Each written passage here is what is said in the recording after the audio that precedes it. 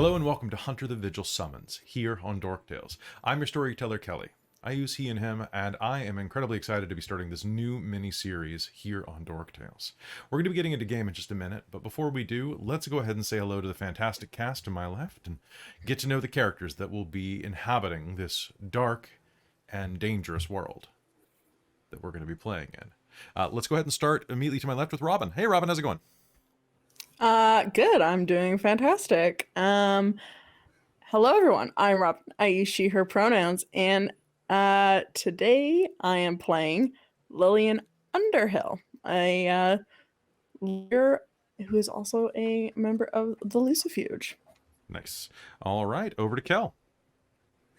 Hi, you might recognize me. I'm Kelle from up the road. I use she, her pronouns, and I'm very excited to be back in Hunter. It's been a while, and yeah, love this series. And finally, last but not least, over in the corner, we have Trazelta. Oh, hi. My name's Trez. I use he, him pronouns. This is like my second ever Hunter game ever, so really excited. And I'll be playing Alexander Landry, a cop that is part of Task Force Valkyrie. At least you will be in a little bit. So, a couple things before we begin. We're using Hunter the Vigil 2nd Edition.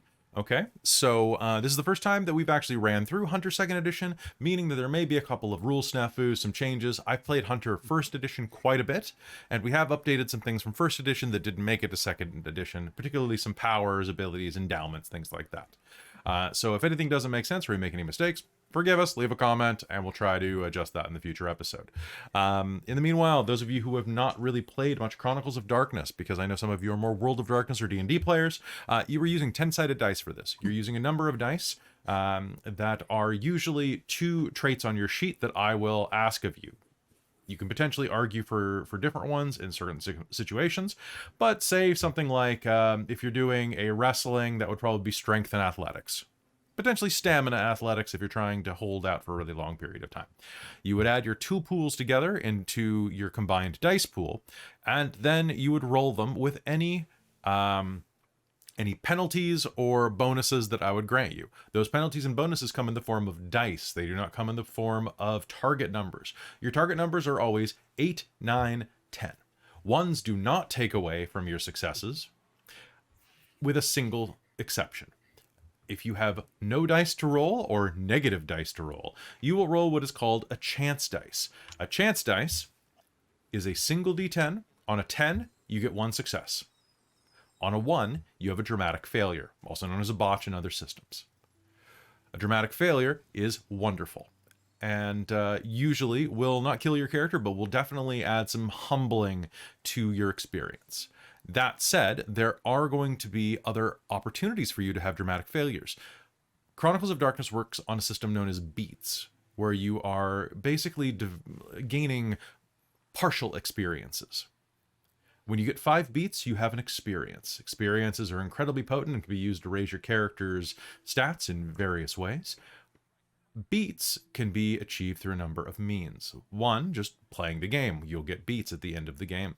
You'll also get them from doing things like succeeding in certain challenges. There are a number of options in the book, but my favorite one happens to be once per scene, you may choose to take a failure and turn it into a dramatic failure for a beat. The world gets a little rougher for you, but you get a beat. You also gain them when you fulfill an aspiration. Each of you should have 2 aspirations that are short-term and 1 aspiration that is long-term. Short aspirations could be things like go to the gym, call your dad. Long-term aspirations could be resurrect your boyfriend. Okay? So think of some really good ones. Alternatively, you will also be receiving things during play called conditions. Conditions are, as they sound, conditions that are afflicted on your character. They're status effects. They're everything from maybe addicted. Someone gets you addicted to vampire blood, for example. You may gain the addicted condition. When you overcome it, you may receive a beat. There are also positive ones, such as steadfast, where you become confident and resolved. When you look at the condition that I afflict on you, you may be able to trade it in for a bonus at the end. Other ways that you can earn beats. We are using the beaten down rule, which means that if you're in a fight, whenever you take bashing damage in excess of your stamina, or a single point of lethal damage, you gain the beaten down tilt. Beaten down means that you are in fight or flight mode. It means that to fight onward, you must spend willpower every round to continue fighting because you've had your fight knocked out of you, more or less.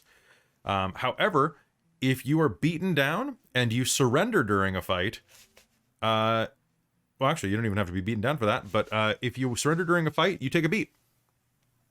Because this game expects you to act like normal humans, where if you get beaten up, you don't fight to the death. Unless you have to survive. Okay? Fair. Anytime you risk a breaking point, you gain a beat. And, let's see. And anytime you succeed on a roll that risks willpower, that not including tactics, you gain a beat. Risking willpower is the final thing I want to go over real quick before we begin, and that is when you are in pursuit of the hunt, you may risk willpower. It is a mechanic that only hunters can do, and basically you put everything you can behind a roll. Now I'm used to risking willpower in first edition and some alternatives like the 1.5 edition that we ran for our hunter game before when Mortal Remains was put out. So I'm going to quickly look at this. So down under combat, we will be using when needed willpower. Real quick question about the aspirations. Yes. Is that an aspiration you have like in character, or is it you want to have for your character? Like if I want to win a fight, but Lillian doesn't really want to win a fight, are our aspirations more character driven or like player Both. pushing the character? Be Both. either. Okay. So you could Okay. actually have your aspiration be lose a fight. I can guarantee that most people don't want to lose a fight, but their players might want to get humbled. So willpower, the way that it works is you can only spend 1 willpower per action. Ooh, that's beautiful. In previous editions, I believe it was 1 per turn. In this, it's 1 per action. Oh. That's a big difference that I didn't realize you could do before. So you can spend all your willpower very quickly. All right, risking willpower. You can never use risking willpower on perception-based things, avoiding ambushes, resisting toxins or fatigue, activating endowments. When you risk willpower, basically what you do, you can do it once per scene to enhance a single action. When you risk willpower, you choose 2 of the following. These are on page 135 of the core book. You may get the typical 3 dice bonus. You can choose to achieve an exceptional success on 3 instead of 5 successes. You can gain +1 to an attack's weapon damage bonus. You can gain 9 again on your rolls. Quick reminder, all of your dice, if they roll 10s, will continue to roll as long as they come up 10s, accruing successes continuously.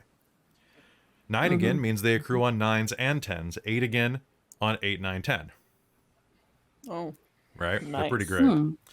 that's pretty great. Yeah. You may choose to remove 10 again from an opponent's roll that contests yours Oh, by spending this. Or That's cool. enact a tactic, which counts as 2 benefits. So you have to risk willpower to do tactics in this version. Success. In addition to the action success, you gain a beat, regain the willpower you just spent to risk, and another willpower on top of it. Wow. Ooh. Yes. Wow. Here's the downside. If you fail, it's a dramatic failure. You know, You gain 2 it's beats. really not so bad. You'd be surprised how many times I've seen people almost die in Hunter the Vigil from that. Yeah, but sometimes, dramatic failure can be a lot of fun. Oh yeah, no, it's True. one of my favorites. Been All there, been there. All right, so folks, before we begin, take a look at your sheet, finish your aspirations. If you have any questions, please let me know. But before we get any further, I just want to say a quick content warning. Hunter the Vigil Summons is a game that's going to be dealing with a lot of things, including violence, sexuality, and definitely scenes of horror. Viewer discretion is advised. If this is not something that would be interesting to you, we have plenty of games on the channel that might be. Be sure to take care of yourself because these subjects are not for everyone. That said, we're not going to be getting more in-depth than an R-rated movie or many streaming shows. But if you have words. But as always, put yourself first and your comfort first. All right. Does anybody have any questions, comments, or concerns? Don't think so. All right. All right, Traz. How are you doing, buddy? Oh dear. I'm here. Excited You're here? and nervous. Why are you nervous? It's not like you're starting first. Technically, I started first just now. But you always start first. What's that? I always do start first. I'm the host. And you're about to be the ghost. Wait. What? Okay. We fade in on Vancouver, British Columbia. It's a typical night. There's the hint of rain in the air. As always, Vancouver is threatening to weten its streets and its inhabitants. Everything is too expensive. The lights are a little too bright, except where there is no light at all. And there's a chill, not in the air, but in the people. Rain spatters the window of the police cruiser that pulls up at the high-rise condo. It's a typical Vancouver PD squad car. As the camera pulls in, 2 officers are inside.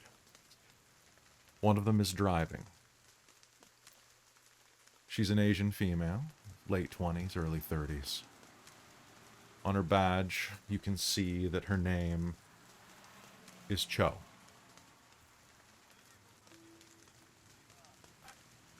Nice place, huh? Jesus, I wish I could afford something like this. The camera pushes into the passenger seat, where a slightly fresher-faced young male officer is sitting. Alexander Landry, please describe yourself. So he's mid-20s, around 5'9", has an athletic build, did some sports back in high school. Has not shaved recently, looks really tired, like he hasn't gotten much sleep. So, some shadows under his eyes, hasn't shaved in a few days. Jesus, Hair's been cut Alex, short, try to look graying. professional, please.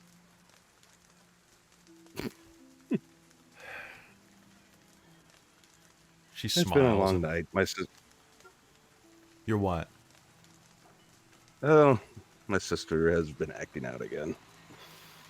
Look, we're at overtime already. Finish this noise complaint. We'll go back. Then you can get some sleep, okay? Sounds good. Besides, maybe you'll wake up a bit. There's a chance we might see a celebrity here. Oh? Noise complaints. Places like this, you never know. Then again, it'd probably be some of those guys from the CW. They're always around here. If I have Is to, that the truth? yeah, if I have to cite a Winchester one more time.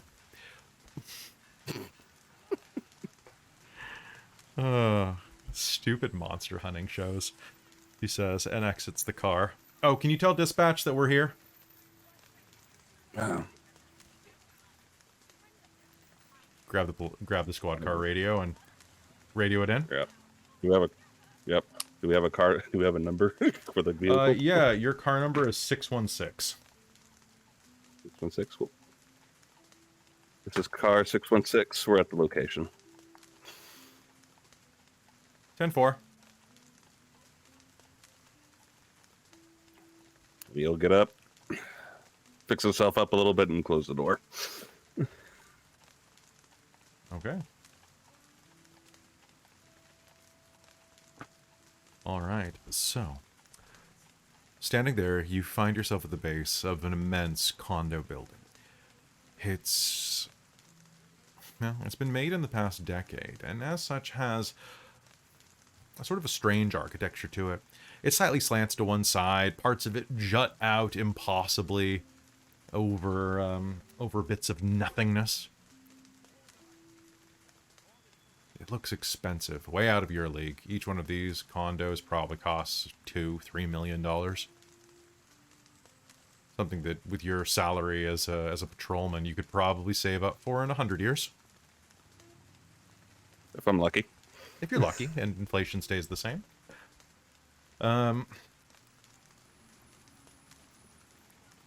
Your partner, Michelle, is already at the front door, buzzing up to the complaint. As you're approaching, you can hear a thick-voiced man speaking. Yes, 17th floor. Lots of noise. Please, just get in to shut up. I'm trying to sleep. Beep. The front door clicks open. There you go, open the door. The door opens and you find yourself out of the rain for the first time in as long as you can remember. The sound of the city fades out behind you, and the lobby before you is opulent. The marble floor is shining, so much that you can see a ghostly silhouette of yourself and your partner walking across it. A pair of cameras watch you as you move across the lobby, past a number of built in-ground fountains.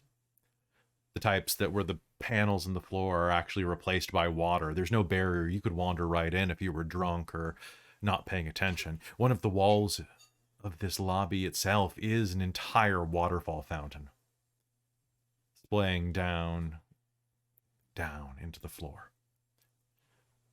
A pair of double-sized elevators await on the other side. Your partner presses the button. A moment later, a fancy, perfectly polished, brand new elevator, not like the one at your not at the one like the ones you're used to. Do your grandparents have a house, or do they live in a condo? In a house, pretty basic. Most It was of affordable back then. Fair. Most of the apartments that you have to do these calls to are not as nice as this. Anarchist A's carved in with keys into the side of the stainless steel, stickers, flyers, gum. Usually grime from 40, 50 years of Vancouver living. This looks like someone, probably an immigrant, gets paid pennies to scrub on their knees with a toothbrush every day.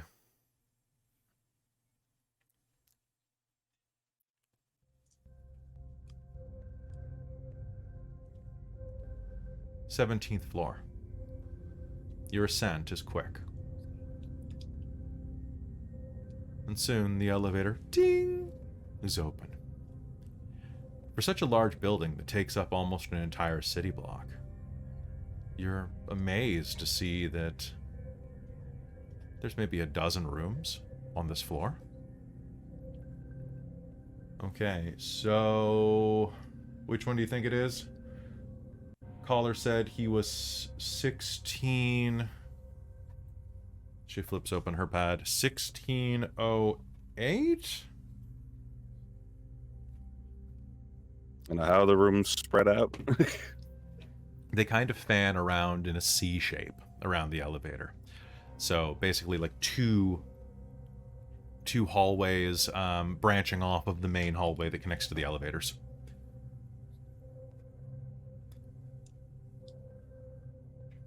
I don't know, maybe to the left. Let's go left.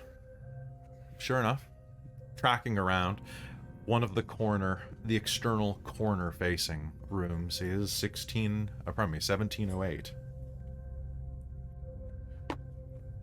The door itself is large enough that you could easily walk a couch through it without pivoting. You could walk two abreast inside of it. The floor here is black polished marble with a incredibly expensive carpet running up the center. The hallways here are double-sized what you would expect. Honestly, you could put a sectional couch in the hallway and it would easily fit with a little bit of room to drop your keys down the side by accident.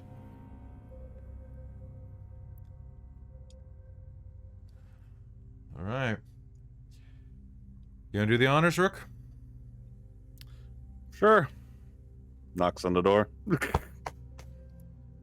You're surprised by how thick the wood is. There is no response.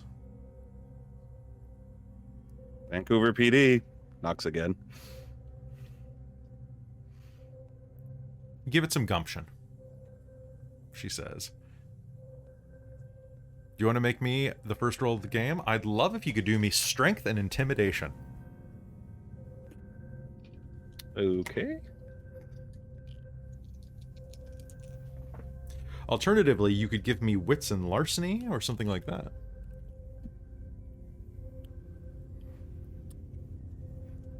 Wits and larceny would actually be better for me. Sure. Let me go get 2 more. Jeez. Out of 5, I didn't get 1 success. No. Okay. So, checking the door, you wiggle the handle a bit, and what are you using your larceny for? Are you going to try to, like, shoulder the door to see if it's open at all? Are you going to try a credit card trick? Probably tries to shoulder a little bit, try to show off a little bit. Okay. You hit the door and bounce. This thing is very resistant to you. But, would you like to turn that into a dramatic failure for a beat? Yeah, let's go. Okay, sounds good. You lean into the door, so keep track that you have a beat there. Yep. So I will mark that on my beat list. So Alex, beat. As you take a step forward, you slam into the door and kind of bounce off it, trying to look a little tough. As you do, you bring your hand back, and the door of this is one of those accessible hook handles.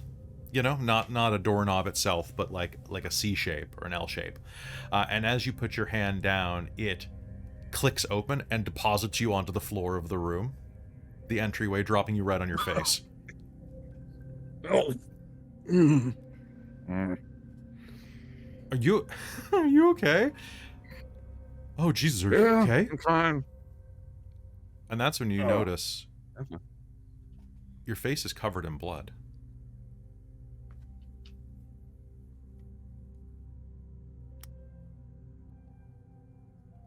Michelle's looking at you, terrified for a moment, thinking that it's yours.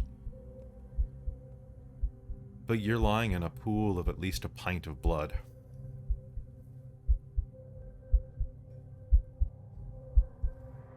What do you do?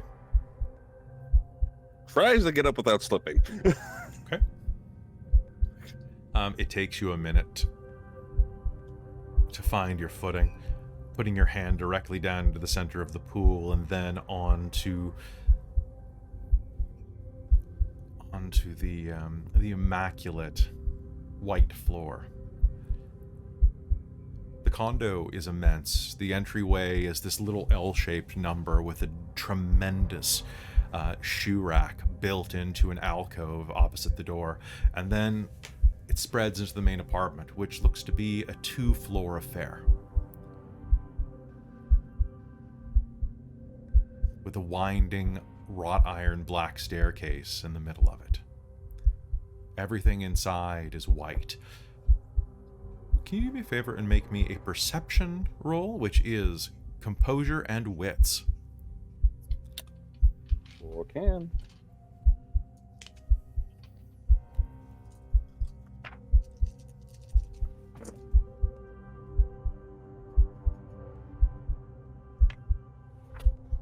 So 1 success. 1 success. Looking around, you can see droplets of blood leading further inside of the apartment. And as you look up at Michelle, she steps inside and unclips her firearm. She slowly shuts the door behind her, keeping a hand on the side of the door frame. And as she does, you see that the door handle on the inside has been removed. There's just a smear of blood against the wall and along the door where the door handle once was. What the fuck? When was that noise complaint called in? About an hour ago? They said it had been going on for a while.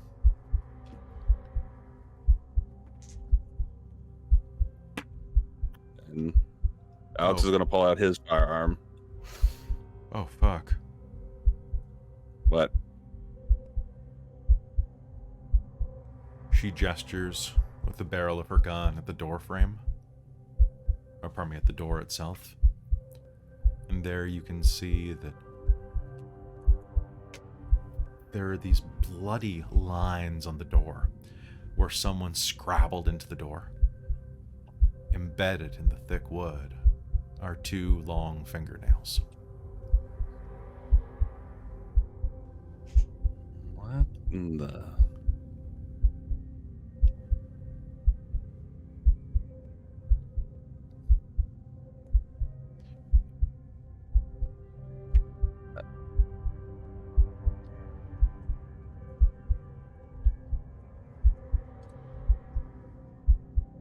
I'm gonna call for backup. Good idea. She pulls out her radio.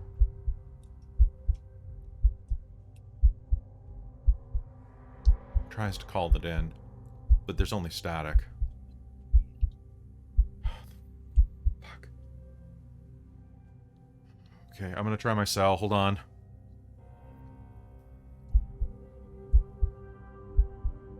I got nothing.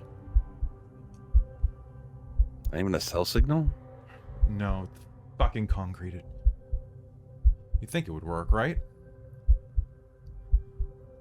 You think people who live here would have cell phones?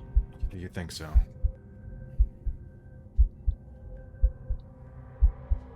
Okay. 2 floors. Let's do a sweep quick. Right. Upstairs, downstairs. Let's go up. Divide and conquer for a sweep, for a quick sweep. Sure. Be careful, though. Yeah, no shit. She heads around the main floor, keeping herself in a nice stance, gun tucked in, elbows perfect. The model of the cadet handbook. Do you head upstairs? Yes, and I will also have my firearm out. Okay. I would like... Are you looking around as you go? Would you like to do anything as you're moving through? Yeah. Look around to see any hints of what the hell just happened. Sounds good to me. You can make me an intelligence or wits and investigation roll. Okay.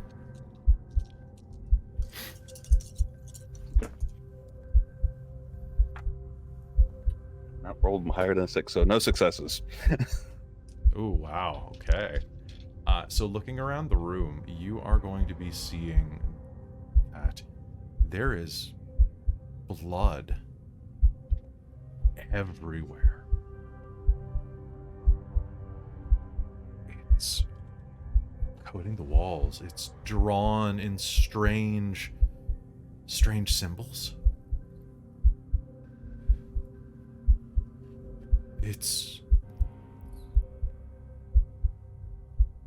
And then it's not just blood. As you slowly ascend the stairway, you can see that the stairway its steps are these interlacing like rungs with plenty of gaps in them. The type that would, if you weren't careful and were barefoot, might snag a toe as you were going up. But here, as you're going up, you're going to hear a squelch underneath your shoes. As you look down, there is a huge, about 2-inch thick, wide chunk of scalp with about a foot of blonde hair wrapped around one of the rungs where it got caught and tore the flesh out. It squelches beneath your feet.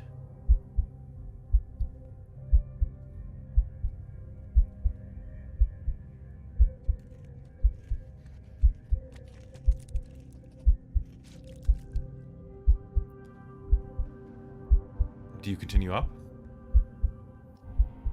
Yeah. Okay. As you head up, you can see that the second floor is a bit smaller. It leads to the bedroom and a master bathroom. As you hit the floor, you're going to notice the smell first. Awful. The smell of bowel blood and shit. The bedroom it's white, open concept, huge mirrors. All of the mirrors are cracked though, as if something of immense force hit them. The bed is a pretty simple California king with a broad headboard. However, the headboard would just be a plain wooden, flat, way too expensive piece of minimalism. But rivets have been drilled into it. Clips have been attached. It's a bondage playhouse with a number of cuffs and restraints attached to it. As you look down at the floor, you realize that the bed sheets aren't red. They were kind of an off velvety gray, but they're reddish brown now, soaked through into the mattress. What would have been a foot restraint for bondage play lies at the foot of the bed. There's still a foot in it. It vanishes just above the ankle. It's a clean cut, if that makes it any better, Alex. What do you do?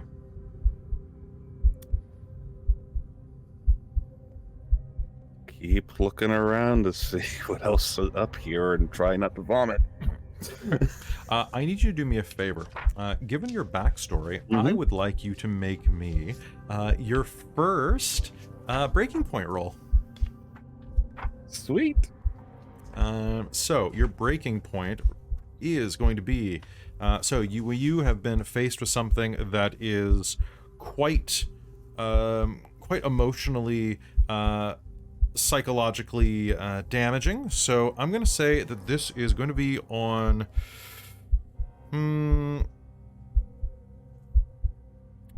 So this is just be general. So it'll be. It is a. That's that. There we go. Sorry, I'm not used to this. I'm used to humanity and other types of breaking points. So I need you to make me a resolve and composure, but Okay. how many touchstones do you have attached? Just one? Just the one. Okay. So you have a touchstone attached, so you'll be making this at a +2. What's your virtue or vice? Virtue's justice, vice's wrath. Okay, I'll say those even out for this, knowing what this is. So I will give you a -1, so you'll have a total of +1 to this. So resolve composure Okay, so plus with- 1. And gain another Resolve beat. composure. Sweet. Well, I don't know where that dice just went. Yeah, that'll happen.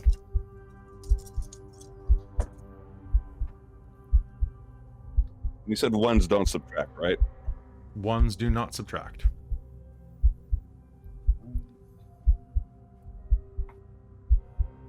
Two successes.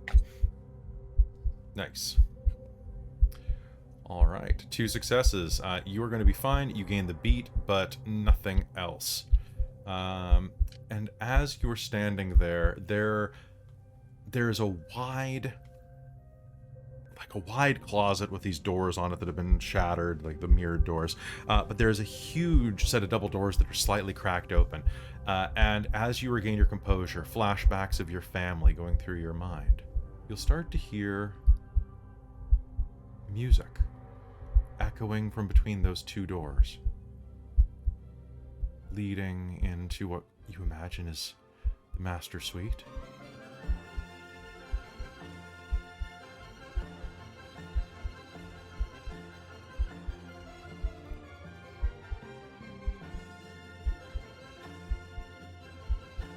What do you do?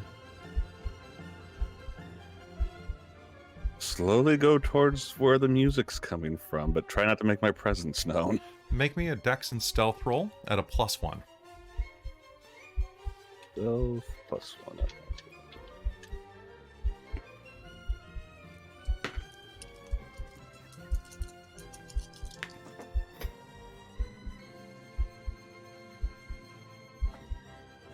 Three successes. 3 successes. You make your way across the floor, crouching slightly, keeping your knees bent, and as you do, you'll just barely avoid stepping on a bit of the sticky red sheet, where you'll see that there is an electric carving knife underneath it, still plugged into the wall. It's not on, but you'll just barely avoid kicking it with your foot. There's a bit of meat still attached to the blade. The door is just in front of you, a foot. What do you do? And is the door completely closed, or is it partway Nope, open? it is open about 2 inches.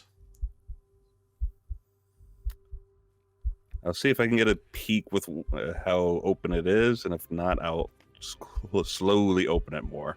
Okay.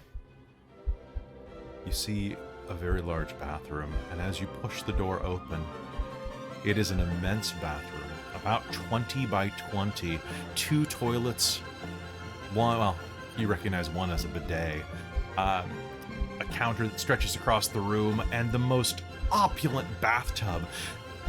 There are no walls inside of this. Oh, you look out over Vancouver's skyline. These are just floor-to-ceiling windows inside of this beautiful bathroom. And there at this tub, large enough to fit 2 people, you can see a man sitting, humming and conducting to music. Naked, splashing in the water. It's full of bubble bath. His flesh is covered in engravings, look like made by razor blades. And lying around him on the floor are half a dozen nude, dissected carcasses.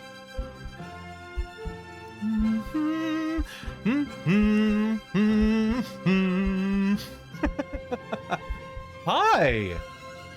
He smiles.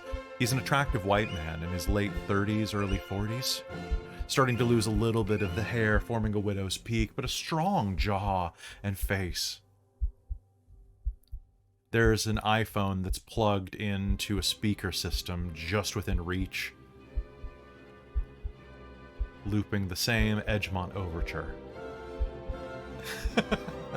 Here to join the party? I'm gonna point my gun up and go, no, party's over. You're coming with me.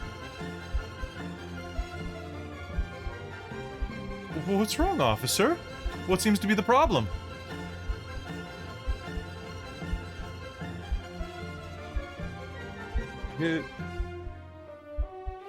Can we arrest for the murder of all these people? Oh, no, officer, it wasn't me. Really? The devil made me do it. And we're going to cut there. It's the sound of sloshing in a bathtub. There's a bit of candlelight. Or at least there was. Music is playing in this much smaller, barely large enough for an adult bathtub. There are half a dozen candles strewn around it, and a glass of wine that is mostly drank, red.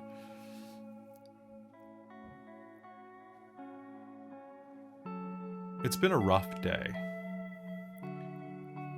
And Lillian Underhill is half asleep in the tub.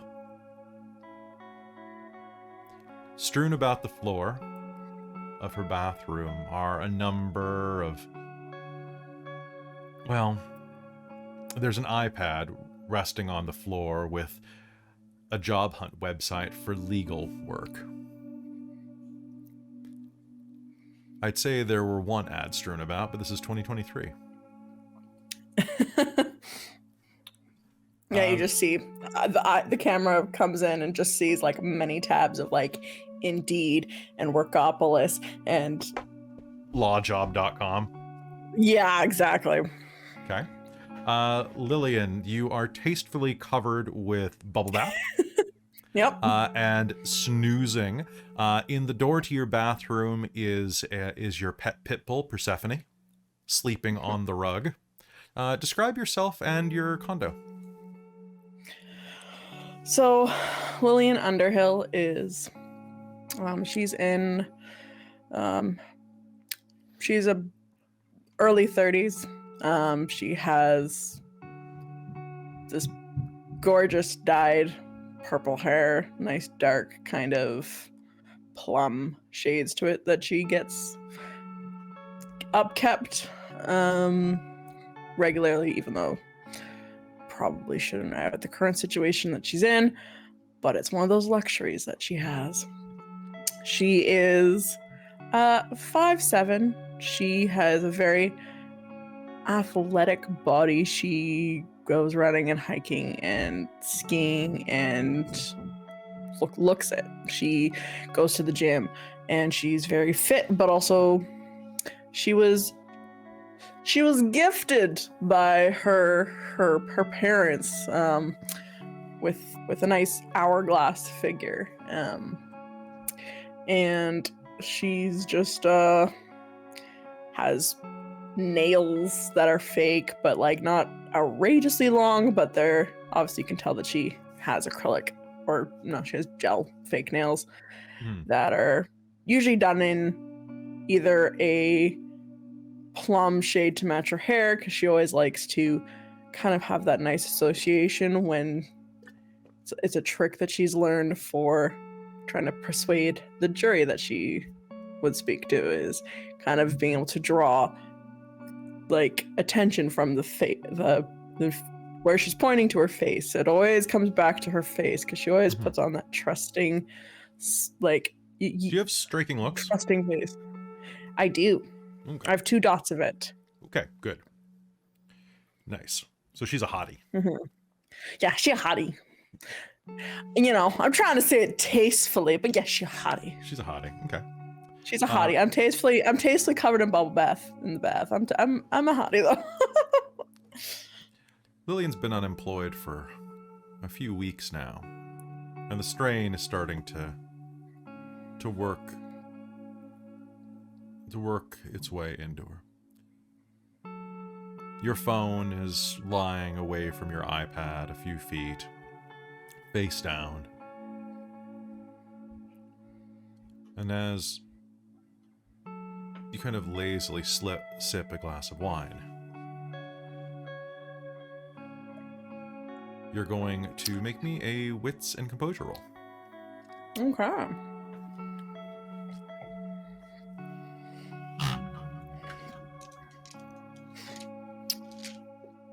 It's about to just like instinctively ask, what's my difficulty?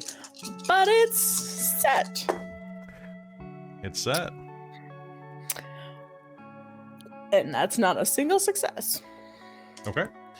So you are going to dip your head back into the water, letting the sound of your heartbeat reach your ears, the sound of the sloshing water kind of consume you. The water's still warm, but just barely. You should really be getting out of this, but you're a few glasses in and you got nowhere else to be. And then as you slowly rise out of the water to take another glass, you're going to hear barking in the next room. Looking at the rug, Persephone has left her perch and is running around the front, giving the business to the front door. Ruff, ruff, ruff, ruff, ruff. I'll pee. Saf. Shush. Oh, God. What is it? Hold on a minute. I've had too much to drink in too much of a bath, but waste not want, all right? She'll get out of the tub and find a towel and like wrap it around her, and then she'll kind of go to the door, pat Persephone, give her a little bit of an ear scratch and say, good dog, and she'll peep through the peephole. On the other side, you're going to see a man in his late 40s, early 50s, receding hairline deep into the back of his scalp that he's trying to comb over.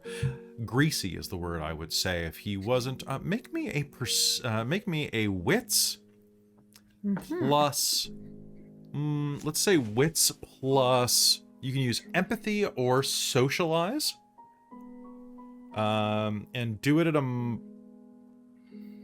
-1 because you've been drinking a decent amount. Okay. So it was. So, with having a. I actually would also allow you to use composure as your attribute. So composure and socialize, or composure and empathy. Okay, they're both the same for me. Okay. But I was worrying about when you have a specialty for You add something. an So I have additional discern. dice. Okay, I have discern and intent for empathy. I'm assuming that would apply. That would right? apply for, yeah, that'll apply.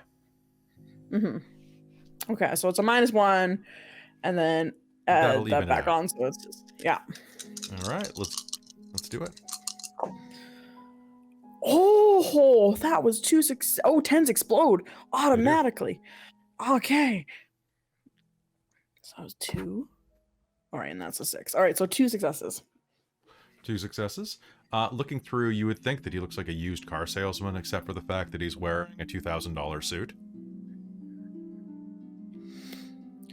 It doesn't fit him very well, but he's leaning against your door. He has kind of a swarthy look to him. Kind of, he's a white man with kind of fake tan. That's kind of elevating him to kind of like a browny orange. Or maybe it's real. Maybe it's real, but this time of the season, there would have to be either spray on or a tanning bed, or the guy spends a lot of time in like Cuba. Okay. Lillian's gonna be. Can I? So for her condo, it's relatively upscale for like or relatively fancy for like a normal city, but it's probably pretty low. Does it have? I'm assuming it probably has one of those like buzzer things you can talk to through the door. It has one of those for the front door of the condo. How he managed to get in, not into your hallway. Yeah. So that's a little sus, and Lillian's a young woman, so she's going to have the deadbolt, and she's going to like have that chain, and she's going to open the door so it has the chain still on, and she's gonna be like, "Hi, how did you get in here?" I have ways. Are you Miss Underhill? Yes, that's me. What can I I'm Gary help you Weena, with it? attorney at law. Here, he slides a business card Oh, between the door and the frame. okay. Glancing down, you can see that it's a plain black business card with raised silver lettering for a firm. So his name is Wenner, Wehner, Gary Wenner, or Gary Weiner. And the law firm that you see there is Favreau, Sachs, and Rom.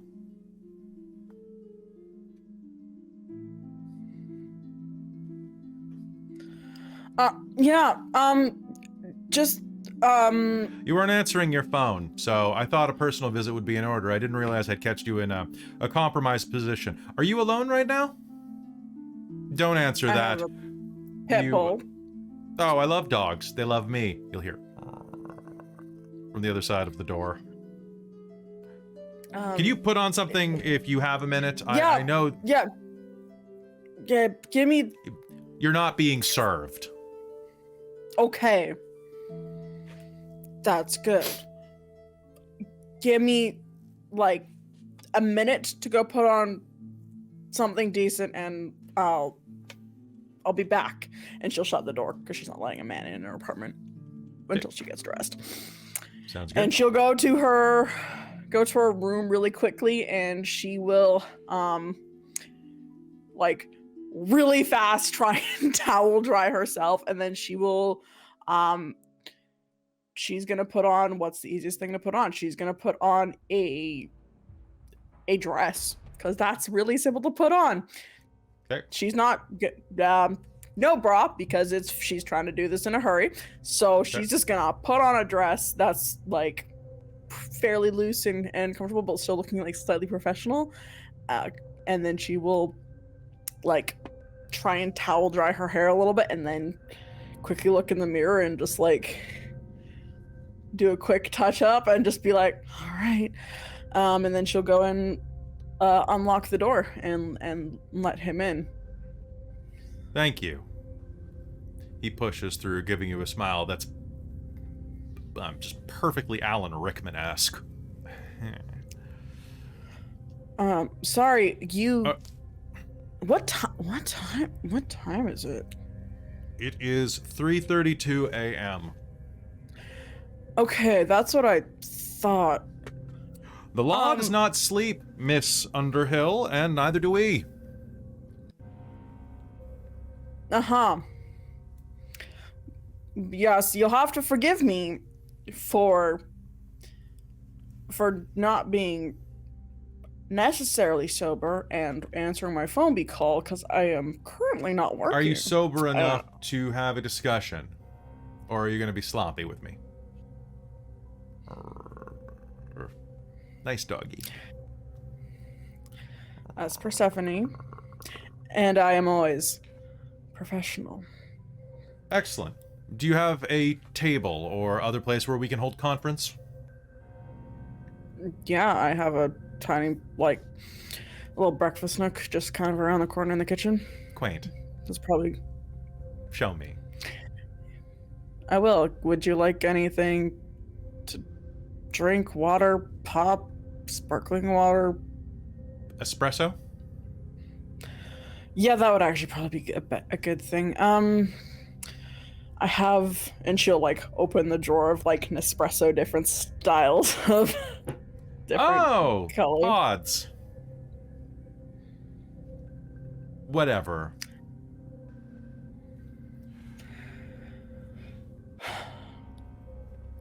Miss Underhill, while you are making coffee, I'm going to be brief so that I stay in your home as little as possible. You were recommended by one Matthew Hampton. Do you recognize the name? Yeah, I recognize the name. Yes, after your recent disgracement at your previous firm, we were looking for people with your direct talent set. I assume you're still looking for employment.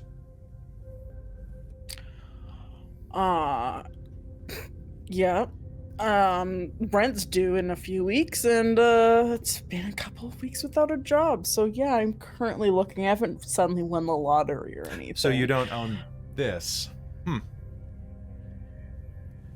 No, I don't own this. I was working as a public defender. Don't quite get the money of a private firm. It's definitely difficult for someone to be blacklisted from a government job like that, but you managed to be. You made some very impressive enemies. I strive to just do the best at everything that I attempt. Would you like to make rent this month, Miss Underhill? Yeah, Lillian? I would love to, Miss. Can I call you Lily? Yeah. No, Lillian. Lillian. We have a case for you. Immediate from Favreau Saxon Rom. We'll be taking you on as a consultant. He pulls a check out of his pocket and slides it onto the table. This will be your initial fee. It's non-negotiable. If you accept it, we'll begin tonight. She'll take a look at the check. There is a check for $50,000.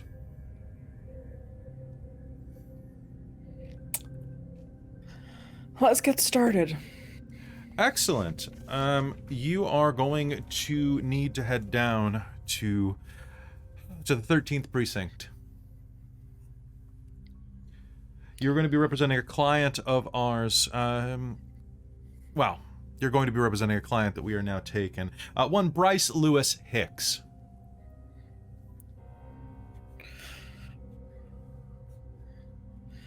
Bryce Lewis Hicks, okay. I'm He's an assuming architect. he's an architect. Mm-hmm.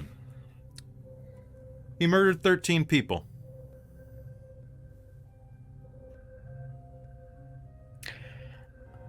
Okay. And he didn't do it? Or am I going to try and... He absolutely did do it. The problem with this is that he is, at present, claiming that the cause is demonic possession. Okay.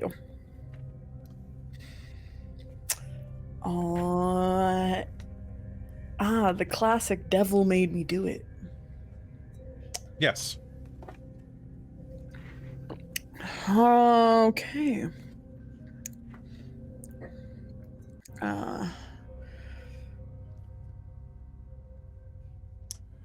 He's pushing for the insanity defense. As you know, the insanity defense in Canada works roughly 25% of the time. Yeah. I don't want you to aware. use that defense. The firm does not want you to use that defense. The firm does not want insanity. What does The the firm firm- want? The firm wants you to find out whether or not he's telling the truth.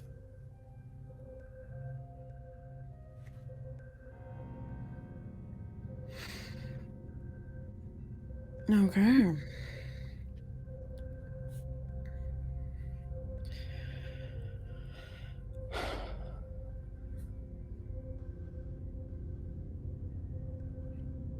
Why did Matthew suggest me? What? I'm just curious how you came to me. We asked him whether or not you could be trusted with confidentiality. And whether or not you enjoyed difficult cases. And whether or not you were stubborn enough to see such things to completion.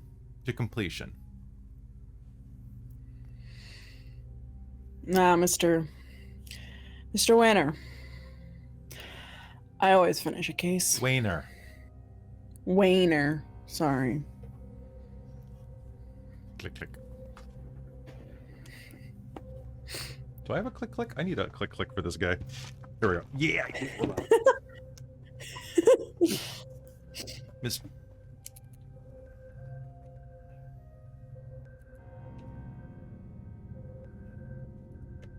You always. I always finish a case.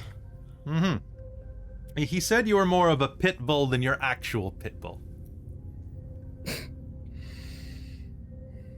Well, it's good that he knows got some things right. Mm-hmm. Yes, they did call me the bitch of the courtroom.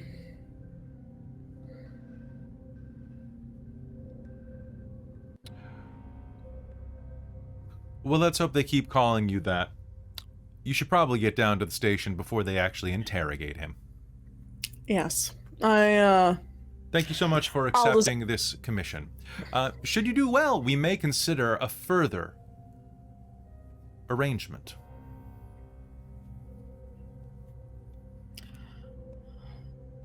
Well, that looks like you are, for continuing on the theme of this case, looks like you are a real angel sent to me. Far from it. Good night. He stands Good night. up. And you can see Did he touch his espresso at all? He did not. Not even a little Yep. bit. Yep, I knew it. He's that guy. He's that guy. He leaves your apartment without you, like before you can even get up to help him and shut the door behind him. He leaves. Mm-hmm. And as he does, you have the check sitting in front of you, the name, a little legal brief in a manila envelope that he's left you, and then you're going to hear a ping on your phone as several different legal data packets begin appearing in Dropbox Drive shared to you. Bing, bing, bing, bing, bing, bing, bing, or whatever legal Dropbox version there are. When I did legal work, it was all through Dropbox, so I assume that there's probably some type of secure server for Canadian law and such. But hey, this is a role-playing game, not a real thing, so you all will deal. Yep. Looking down, you can see that wonderful business card that he handed you it's thick. It even has a watermark. It's quite lovely. And as you pick it up, can you make me an intelligence and politics roll? Do you have status in the legal field as a merit?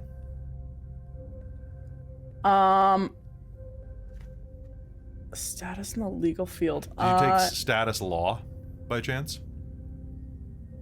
I took status. I didn't know you could like You can spread it out in different fields, yeah. So your status is lucifuge. So as you pick that up, go ahead and make me an intelligence and politics roll to know a little bit more about this law firm. Okay.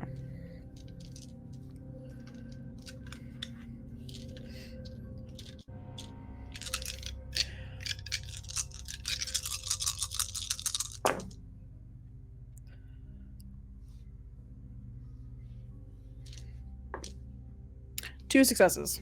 Two successes. You know that Fabro-Saxon Rom is a law firm that's quite mysterious.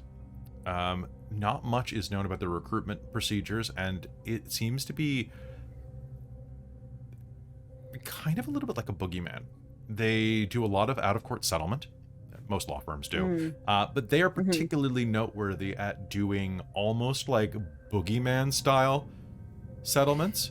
Their out-of-court settlement rate is nearly 98%. When they show up, it means that they are responsible for a lot of public prosecution just being shut down. When a celebrity with them comes up to film a movie in Canada and causes trouble, charges get dismissed. really easily. They are also very well known for sniping talent from other law firms. People with promising careers just seem to vanish when they join their ranks. They stop going to very many social events, but when they are seen, they look to be quite wealthy.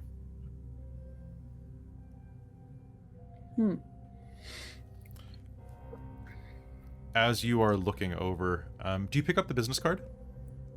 Yeah. It's quite weighty, and as you tilt it around, you can see that there's a watermark. There's an embossed symbol on it that looks kind of like a hunter. Like a Grecian statue holding a bow with a long beard. And as you tilt it in the light to get a better look at it, a sudden sharp jolt of pain is going to go through your finger as the business card slashes open your thumb. Ow. Your phone will buzz.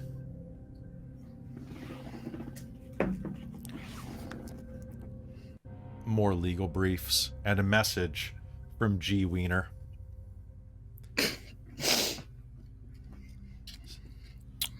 Precinct 13, Interrogation Room B.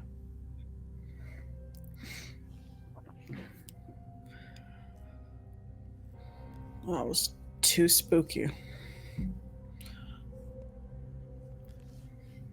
And as the camera pans down to where you drop the business card, there's a small pool of blood on your table. And the audience notices, but you don't, that the card seems to suck up the pool of blood that it lies in.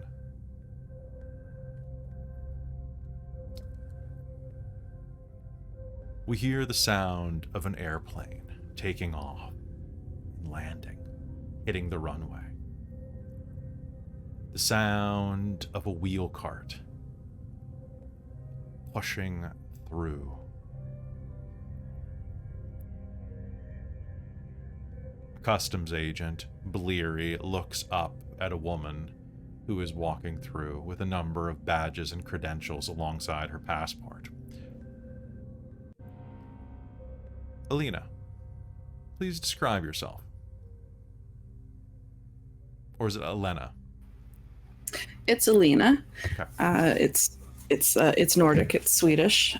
She's Swedish heritage. She is about her early 40s and 5'7", blondish hair. Wearing a suit. It's a little rumpled. She's been traveling. She's on her way back from most recent assignment, and just feels the way that customs agent looks. So she's trying to be as prepared as possible to make this as easy as can be to get through and get back. You have She's your work done this visa a with number you? of times. Thrill. Sorry? You have your work visa with you? Yes. Oh, of course, it's right here. Yeah. Welcome back to Canada. Thank you. Ka-chunk. Stamps your passport. Flashes your Nexus. Do Nexus cards work at the airport? I don't remember. Yes. Is it just, Yes, they do? they do. Okay. You would Yeah. definitely have a Nexus card. Oh, yeah. So you swipe that. Yeah. Looks at your stuff. And, welcome back to Canada. And the little gate Thank will you. open. Or a little meek. I forget. It's been a while since I've been through YVR. Mhm. And who is the person that is on the ground? Who is your coworker at this office? Or is this your first time in Vancouver for this? No, she's been to Vancouver before. Probably maybe not for this type of assignment, but she's traveled around enough, been to Vancouver, around North America. She's done this a number of times. She's pretty respected in what she does. So this is This would be somebody who's possibly a liaison officer from VPD, or Okay. possibly an RCMP contact who's Okay. picking her up. So, If this is federal level, so Yeah. it would be an RCMP. okay. Yeah. So RCMP, male or female? Yeah. Probably female. Okay. Yeah. Let's say Constable Baker. First name Shelley. Okay. There is a slightly like round face, like she's not at all weighty, but kind of like stocky, and a bit short, waiting on the other side. An RCMP officer dressed in plain clothes is waiting for you. An indigenous woman in her late 30s standing there, RCMP Baker. Okay. Is waiting Constable for you. Baker. Her dark hair cut kind of short and kind of pixie cute. Doesn't 100% work with the shape of her face, but given the hours she works, it's probably the easiest cut to keep. Yeah. Have you met her before? Probably not. It's probably when they send somebody to pick up, it's just whoever's available at the time. Okay. She's waiting just on the other side of customs for you.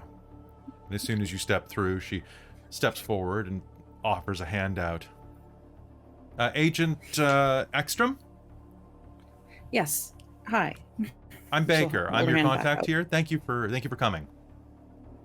Thanks. Thank you for picking me up. Appreciate it. That's not a problem at all. So- Was your flight good? I know it was a little last minute. It was, yeah, it was fine. It's fine. It's always a little bit better coming west than it is going east. So Mm-hmm. And how was where were you flying out of? You had a connection in Calgary. probably DC, Calgary, and then to Vancouver.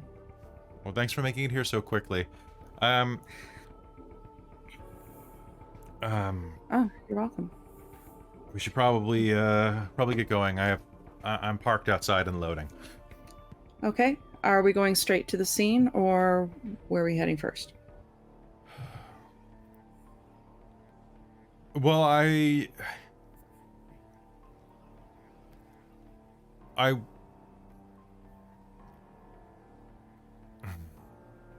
sorry, I'm a little bit new to this and the idea of a cross-departmental multi. Sure. Where were you told to take me first? I was told to take you to interrogation. Sure. Then that's where we're going. I was told that was your specialty. Yes. Excellent. She takes you outside, leads you to the car, helps you load your things into it. It's unlike her plainclothes demeanor. This is a kind of like a supervisor SUV. Okay. Yeah. Pops into it. It's a ghost car, but does have the wire rack separating the front from the back. Yeah. And as she hops into it, some country music will start playing over the radio that she'll quickly shut off. My truck and click. Sorry. Don't worry about it. It's, whatever you listen to is fine. All right. So the suspect is a 44-year-old architect named Bryce Lewis Hicks. Hicks. Okay. Is there a file? Do you have a file? Yes. Or Now- would she have been sent that by PDF? Yeah, you would have been sent it. Okay. All right. So she'll just whip out an iPad Mini, and she's gonna go over the file with her. Sponsored by iPad. This is how we know that none of you are the villains, because Small you're all using tablets. Apple devices. I was literally gonna type that in our private chat. Hunter sponsored by Apple. Yeah, apparently. Apple. Excuse quick- me. Samsung. Yeah, obviously that's because you're actually evil. Quick note: if you're in a movie and if you're watching a movie and someone's using an iPhone, that means that they can't be the villain, because iPhone won't let movies use their phones by villains. We'll Yeah. let villains use their phones. It's dumb. Yeah. Um, It is. So it spoils dumb. several movies if you a lot of Ryan. Yeah, never mind. I won't spoil the spoiling for you. No. All right, so looking at this, taking a quick look at this, I'd like you to do me a favor and make me an intelligence and investigation roll to determine details about the suspect. Intelligence, The investigation. accused? I mean, what is it when you find a guy in a bathtub surrounded by corpses? I guess he's still a suspect, but Oh yeah, yeah. He's still accused. I mean, you got to find The out, shit. you know, and she's Innocent gonna, until proven guilty. Yep. maybe. I got 2 successes. 2 successes? All right. You know what? Yeah. Actually, Kelle, do this at Actually, no, one's a 10, and hang on, I got a 10, so that explodes. Yeah, I'd also like you to do it at a Yeah. +3 bonus because you do have a full profile in front of you. Okay. So I think that's a pretty good bonus. Okay. So, well, I guess it's a big success then, and there's a 9, so 3 successes with the +3, whatever that 3 successes. gives me. Did you roll 3 more dice? I can roll 3 more. Yeah. So when I give you plus or minus, add or subtract that many dice. Okay, so that's 5 successes total. All right, that's an exceptional success. Congratulations. Yes, it is. So looking at this, you are going to see that Bryce Lewis Hicks is, you've got a full psych profile of him. He's a 44-year-old man, originally raised in Alberta, went to architecture school, moved out to Vancouver, designed several prominent buildings, including one high-rise bank that was recently built in Richmond, which is, of course, like a southern area of Vancouver on its own island for those outside of the Vancouver area. Married once, divorced amicably. Wife still, or ex-wife, now lives in Victoria, BC with her new husband. Recent dating profiles, handsome, attractive, well fit, has an expensive membership for an all-night gym. Is he on the usual dating profile, dating sites, or is he on, is he on the straight ones? Is he on the gay ones? Is he on the bi ones? Is he on all of them? He is, so according to the Reddit, he is straight. There is no there's no profiles on like Grindr or Scruff or anything like that. Like, he appears to be just straight, looking for love. His dating profile is benign and vanilla. Honestly, it would be corny, but he's actually pretty good looking, so people give it a pass. Yeah. You can see, looking at his architecture. But it's odd. It's odd. Sorry, that's me saying that's odd. What's odd about it? It's odd that it's so benign. If he's that good looking, that successful, why is it so benign? You also can see that some of his dating app profile pictures look to be at least 2 years old. Okay. A lot of outdoorsy stuff. Kind of pictures. Yeah. Okay. Outdoorsy. There's a hiking photo because it's Vancouver. It looks like him doing the grouse grind up Grouse Mountain. Then there is him at a banquet wearing a tuxedo. There's another one of him holding an architecture award at a gala that he has just won. And then there, of course, the second photo. The first one is just him hiking because that's what all women want to swipe to in men's eyes. The second one is not a workout pose, but him kind of like in a t-shirt looking particularly fit after doing a marathon. Okay. So doing the Vancouver 10K. He honestly has the vibe of overly photogenic jogger. You know, the overly photogenic marathon guy. He's kind of about that attractive. The only bad thing you could say about him, he's starting to get some crow's feet.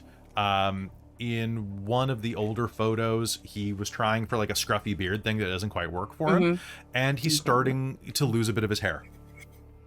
It's just he's starting to get a bit of a widow's peak, kind of like a James Woods kind of widow's peak. Not bad, but not great. He should probably do something about that if he wants to keep, on top of things, because that gets weird eventually, at least in the dating Well, scene. it depends. Yeah, it depends what his In target Vancouver? audience is. Yeah. Yeah. Yeah. Besides that, looking around, you can see you have his grades. He excelled in school. He was top of his class. Not valedictorian, but he not salutatorian, but was in the running for salutatorian of his architecture class. And has won a couple of architecture awards.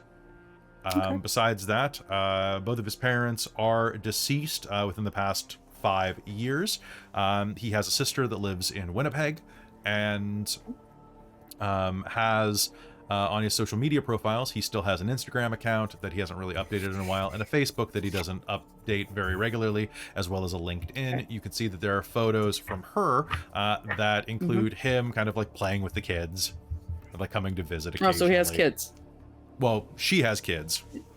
Oh, okay. And so he's playing with his nieces and nephews. Oh, okay. Sister's kids. Okay. Yep. His sister's married to a construction worker out in Winnipeg. And the two women have two daughters and one son. Okay. Besides that, seems to have a pretty normal life. He's quite wealthy. You probably would have also been able to pull his bank statements. In his retirement plan, he has it maxed out right now. Age 44, I'd say he probably has about $2 million in his RRSP. Okay. He's overall... Any unusual activity in his banking? Any unusual lack of activity in his banking? You can see that a while ago there was a... Well, he doesn't have any... he doesn't have any streaming services. Doesn't seem like he watches TV. From the looks of it. Has a pretty basic, like, Shaw account. Basic utilities, things like that. And besides Wi-Fi that... package? A basic Wi-Fi package, yeah. Yep. Basic Wi-Fi? Okay. Yeah, you know, basic high speed. Okay. All right. Basic high speed, yeah. I'll Pretty allow standard stuff. Nothing too extravagant. Okay, so, you know, average. You can see that it looks like he threw a party about 6 months ago that had about $5,000 worth of alcohol. Okay. And a couple of caterers were paid for that. Beyond that, he eats out a lot. Does a lot of DoorDash. That type of thing. Okay. And besides that, let me just see. 5 successes. You have a full workout on this guy. So he lives in an exclusive high rise. There's a concierge. Is there any records for visitors who have been to see him recently? You know, deliveries, friends, anything. There were so looking at the records of that, there were quite a few people that were visiting him. Looks like some of his friends at the architecture firm and several ladies that were responding off of social media. Well, it looks like dates, but of course, any of the dating profile companies would be very reticent to provide that information without a warrant. Yeah, no, just, you know, so possible dates, you know. It looks like he was having a party the night before. The night before, okay. Mm-hmm. Any do I notice any gaps in, has there been a period where there's been no socializing between this one and the previous one? Has it continued as normal? Seems like he's pretty normal. He looks like he's been on he has not been to work for the past week. Well, past 3 days. Is that normal for him? No, actually. A little bit of checking at his work. A couple of calls say that he has missed the last 3 days from illness and was complaining about headaches, migraines at the beginning of the week. It was starting to interfere with his work, but he has a pretty cushy job that allows him to do a lot of work from home.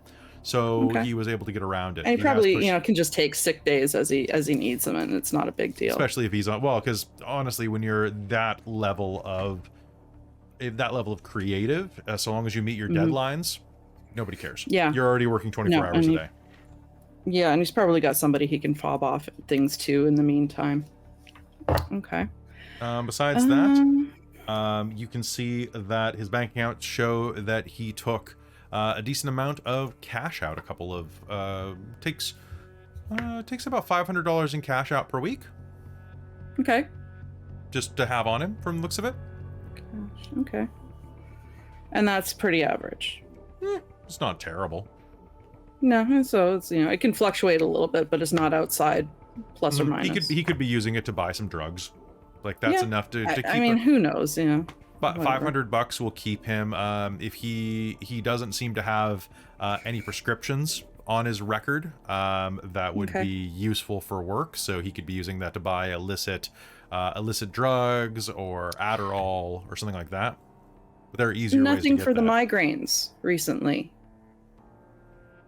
There have been. He would have gone to a doctor for that for sure. Okay, so Um, see possibly a doctor's visit somewhere in there. Yeah, there is a That's what telemed I'm appointment. curious. Okay. And a prescription for whatever goes for migraines, because Okay. I don't know. Yeah. So what would that be? That would be ephedrine. Yeah, there's so many different Pseudoephedrine? ones. It'll be a typical migraine, medication. Okay. I can't remember. Does if he have a ephedrine's history of migraines? He does not. Okay. He does not. All right. He had a appendicitis. But besides that, and a broken leg when he was in college from skiing. That's it. Okay, so this is absolutely unusual for him. This is absolutely unusual for him. Absolutely. And this is. What about his attendance at work? Has he taken time off like this before? No. No. Only for family events from the looks of it. And he's always, said that, hey, I'm going to be away. It's always been, planned With in the exception advance. of his father died rather suddenly from a heart attack. Okay. So that was Yeah. that was an alarm, and then his mother died a year later. Yeah. Of Okay. would So have did he been- just not show up for 3 days and they had to contact him and he said he wasn't well? Or did he miss a day, say I'm not feeling well? Do we know how that went?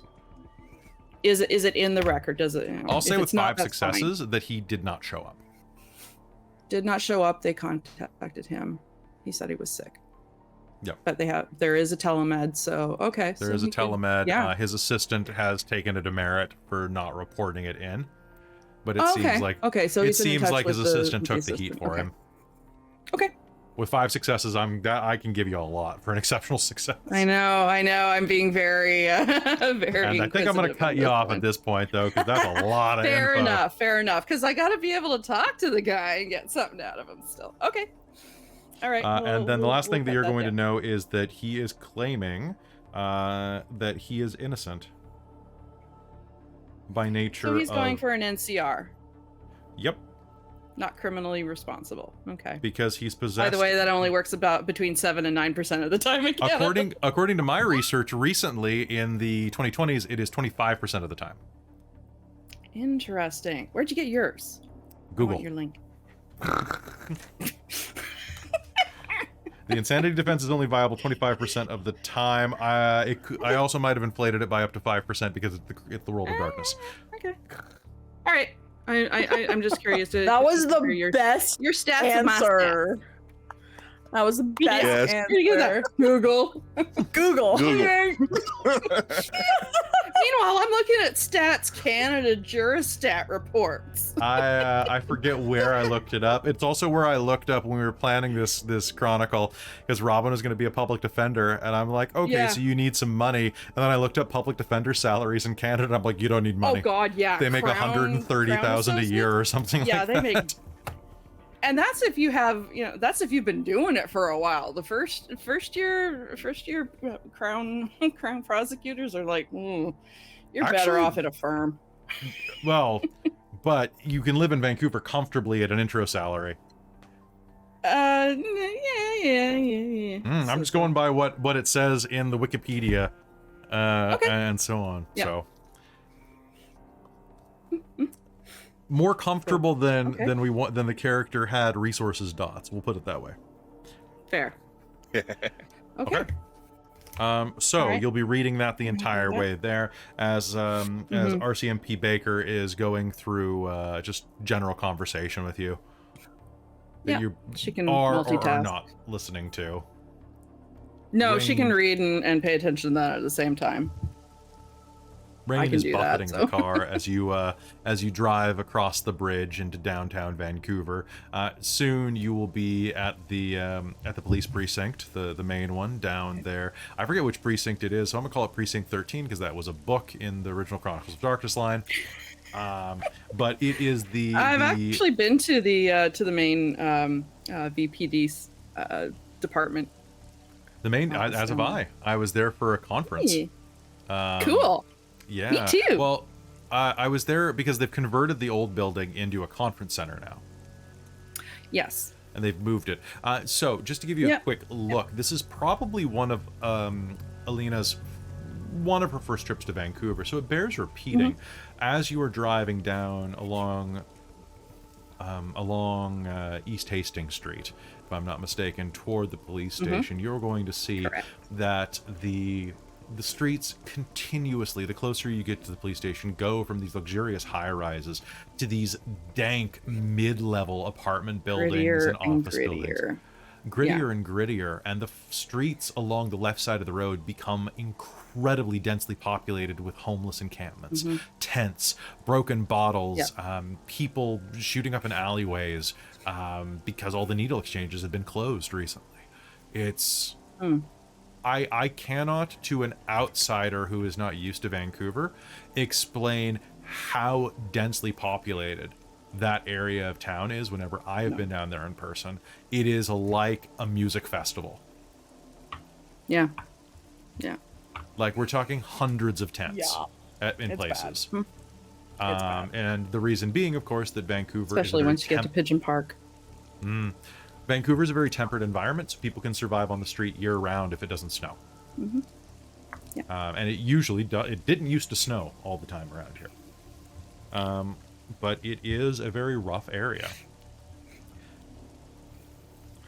Yeah, well, it gets... is it like this in DC? Well, there's parts. I mean, not so much in the downtown because DC, it's all government, so there's not you don't Have you been have to the social Spy Museum? services. I have not yet, actually. My brother went when he was in DC. He said it was really, really cool. I've heard that it is. Yeah, I just don't seem to get time to go. All those things that you don't do when you live in a place, you never do the touristy things, I guess. Yeah, that's fair. Yeah. Fair. Well, here we are. Thank you. Let's go. Okay, sounds good. She Do leads you want me to leave my things in here, or you can bring should I them bring with you everything? if you want. Sure, just in case you're not the same person driving afterwards. I'll grab everything. Sure. I was told your office was going to arrange a car for you. Okay, great. Do you have urban car? It should be in your package. The urban car rental. I think so. I'll worry about that later. I mean, worst case, I get a cab. For the night. We have Uber now. I'm not worried about it. Oh, that's great. It's gotta be handy. Okay. Yeah. Well, let's head in. I'd like to get started. Thank you. She leads you in to the building, down to the back hallways where you can see the interrogation rooms. They're not comfortable. Little 10 by 10 cells with viewing windows, plain stark concrete, a table with rivets put into them to lace handcuffs through. The stuff of television shows. Cameras watchfully looking down at the perpetrators or suspects. Alex, you find yourself still awake after this.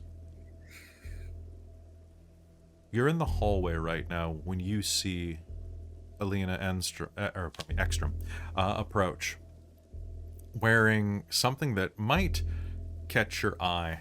You're sitting there, or you're sitting there next to the interrogation rooms, talking to your commanding officer, who's just checking in on you. There we go. One Nick Walker, if I'm not mistaken. What is Nick like? Is he basically kind of like a Nick Offerman type, big mustache? Totally. Okay. Are you sure you're okay? Yes, I'm fine. You look kind of pale. Look, you need any coffee or anything? Oh, it wouldn't be an awful idea to get some coffee. I don't think I'm sleeping anytime soon. No, you're probably not. Thanks for sticking up. I know that, oh, here she comes. Who? I don't know. Serial killers. It's federal, but they've called in some hotshot multi-jurisdictional interrogator. Some profiler type. From the FB fucking I. A thick-built man who looks like a police captain stands up and turns over to you. Agent Ekstrom. Ekstrom. And that's the fucking FBI, by the way. Make me a presence plus intimidation roll at a +2, please, because you have an FBI badge around your neck. Yeah. You need to get an FBI lanyard, Kelle. That was great. What am I rolling? Presence. And intimidation +2. Presence and intimidation. Oh, okay. Actually, +2. Okay. Whoops.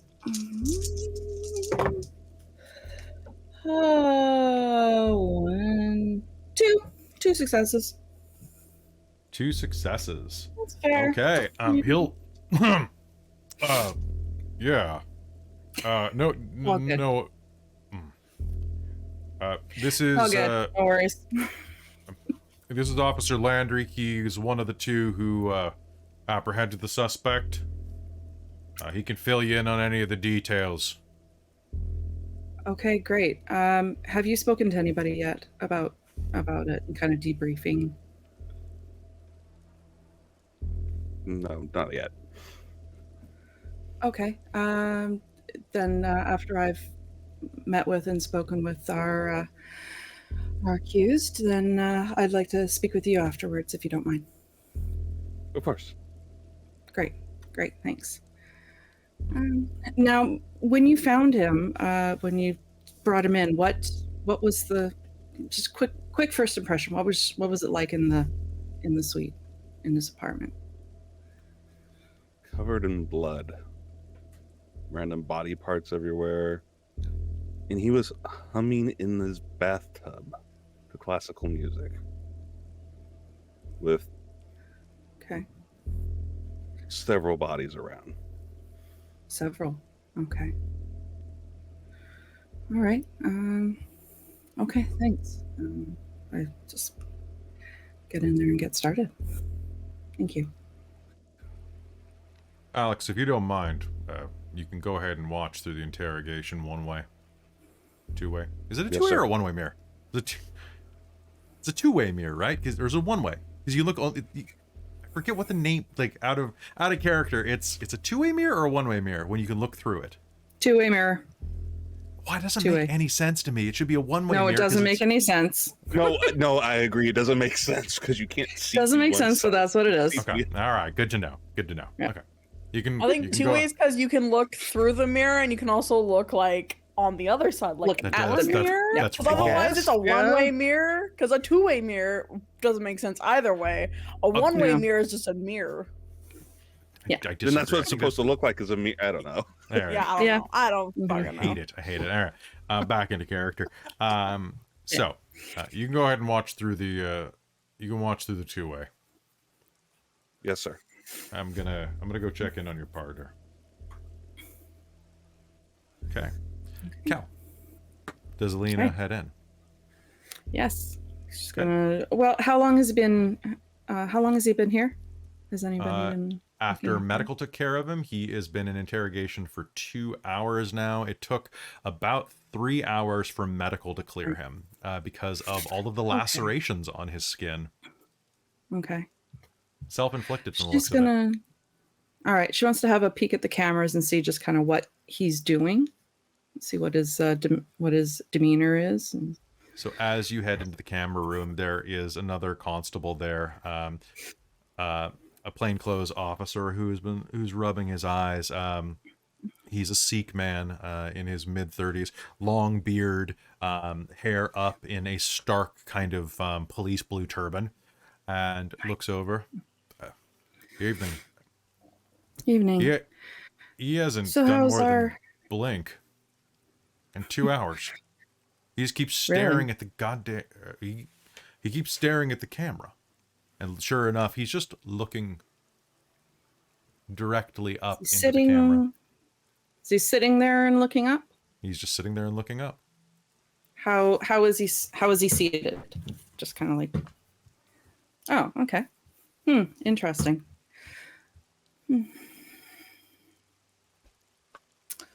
Okay. Well, she's gonna go in. The door will open, and he will just transition from the camera to looking at you. He smiles. Good morning. She'll smile back. Good morning. She'll close the door. And sorry, what was his name again? His name is Bryce Lewis Hicks, because serial killers always have 3 names. Of course they do. Bryce Hicks. Bryce Hicks. And she'll just kind of look over her file as she's coming in. Sit down. That's my name. Yes. How are you? Have you been treated well here? I hope everything. I'm sorry for the delay in getting to speak with you. I've just come in as soon as I could. So, And who are is there you? anything that you need? Are you a police officer? Sort of. I'm here from the FBI, actually. I'm Agent Elina Ekstrom. Vancouver PD has asked for my assistance just to meet with you, talk with you for a little bit, and see how you're FBI? doing. Yes. I didn't realize find that I was intriguing? in America. No, I'm just here as a favor. So, draw attention to the visitor badge. How can I help you?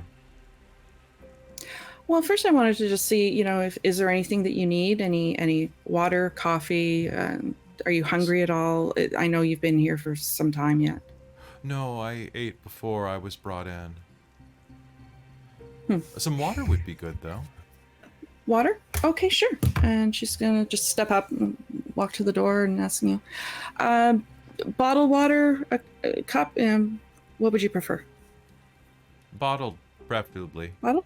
Sure. City tap water has a chemical taste.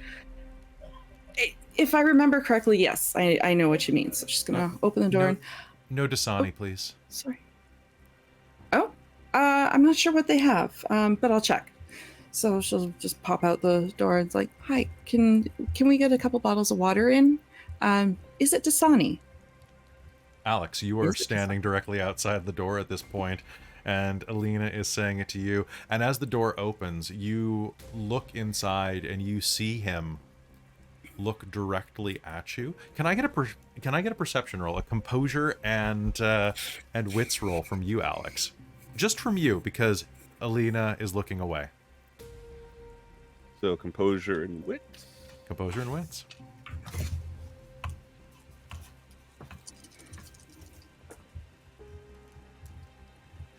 Two successes. He blinks, and for a second, you could swear his eyes are black. He just double blinks, and for a moment, the whites, the irises, the pupils, the sclera, the entire eye goes black for you.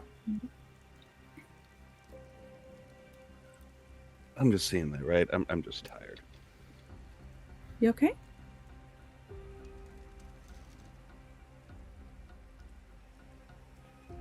Wait, I'm behind the window, right? Yeah, so you're kind of you were about to head into there, but you're just in the hallway at the moment. Okay. He gives you a little finger wave from where he's handcuffed to the table.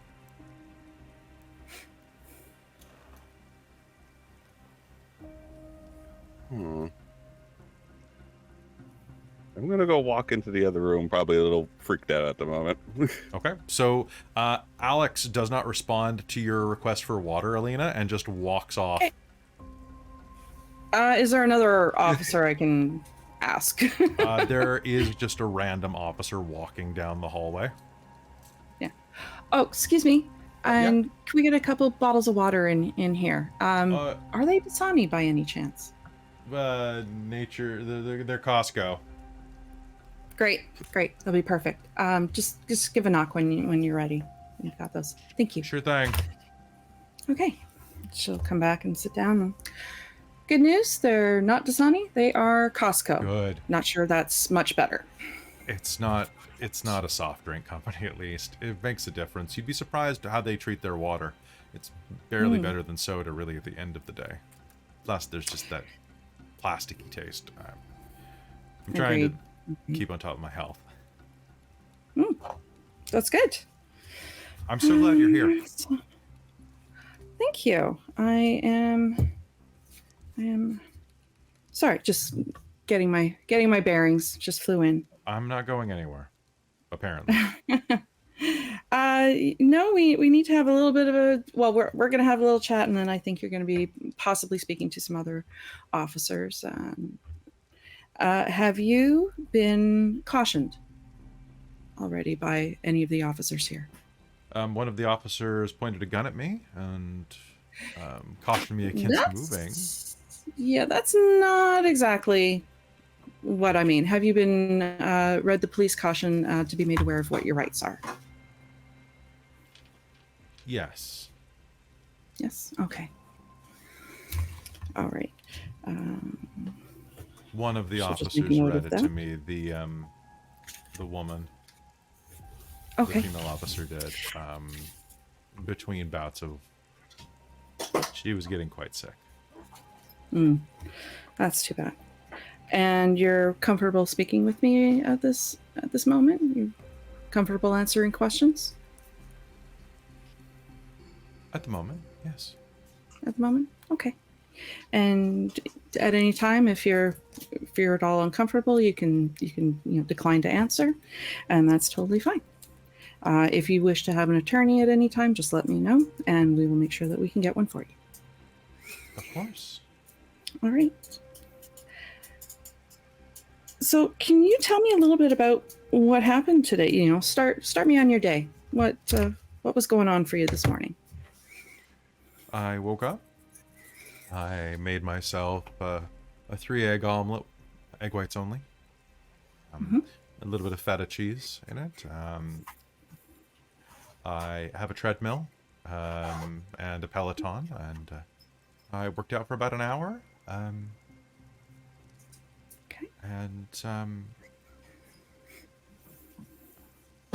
Is that your usual routine in the morning, more or less? Usually I wake up about 5 a.m. to get started. Okay. And then he made me do some things. He. And when you say he, are you able to tell me who that is? The demon. Demon. Okay. And how long have you been in communication with him?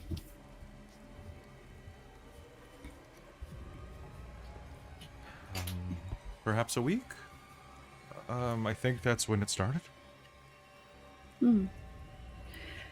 And if you don't mind me asking, how did that begin? How did you discover, or how were you brought to the attention of this presence? I was shaving on Monday before work, and I cut myself. Oh. And she'll just kind of look and see, does she see, what day is it now? It is Saturday morning now. Saturday morning. Okay, so it could have, mostly healed. He has like maybe a tiny nick on the side of his chin. It's probably like just a little bit red still. Okay. Yeah, but it's kind of stubbled over at this point. Mm-hmm. And then I heard a whispering coming from the wound. Oh, not in your head. No, from the wound at first. From Here. Really? So the voice came from externally. Okay. I could feel it echo through my jaw like those headphones. Mm. It told me to Okay. peel off the skin. Whose skin? Mine. Oh. So I did. And where did you peel the skin from? From here. He healed it afterward. Oh. But Do in the you mind if mirror, I have a look? you can touch Can me you anytime. show me? Yeah, of course. He leans in, and you can see that there's a decent sized nick. Like he probably uses a straight razor to shave, or maybe a safety razor. And there's a decent size, like a 1/2-inch gouge. That's well scabbed over. He probably used a styptic on it. It's fine. Yeah. I was looking in the mirror, and it said to peel off the flesh, to reveal myself to him. And I did. And I saw him in the mirror. And did he approve of this? Yes, very much. Okay. I was very afraid. Yes, I would think that you'd have to be. Does this demon have a name? Has he told you a name?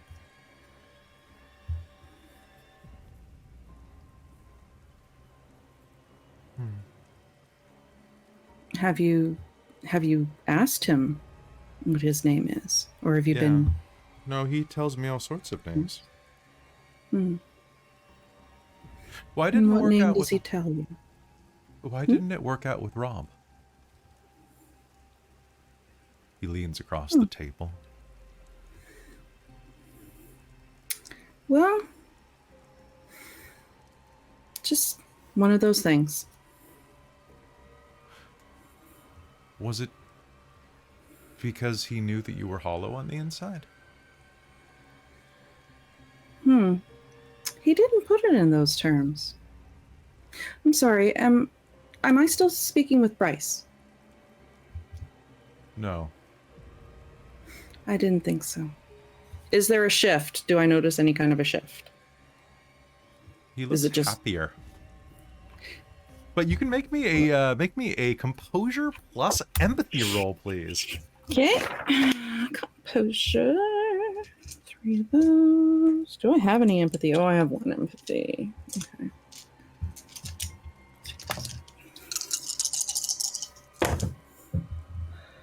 Oh, I got me a 10. Just 1 success. Just 1 success? Okay. Yep. There is a slight shift. Slight Yeah. shift.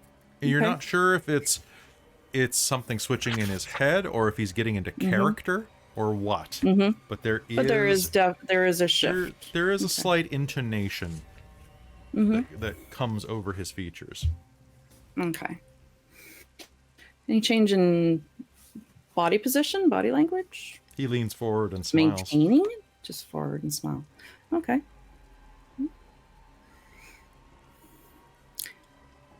Is Bryce still there? Or is he just Bryce is sleeping now. on hold? He's sleeping. Okay. Do you want me to wake him up and make him watch? He doesn't like watching. No, he doesn't need to.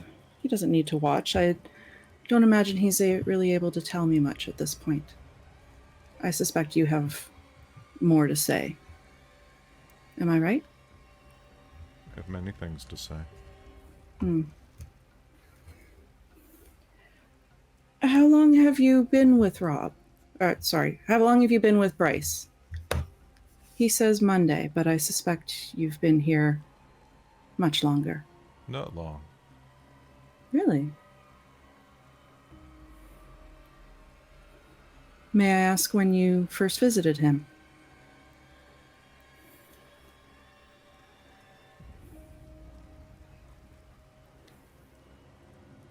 The first time I made myself known to him was on Monday. But I've been watching him for a while. May I ask how long?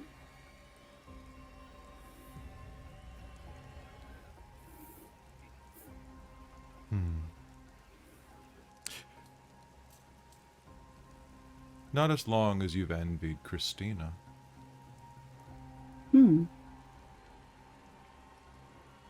I think she envies me, actually. Really?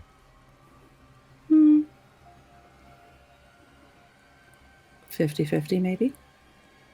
You can't feel that tick-tock of your womb drying up as you put your career first?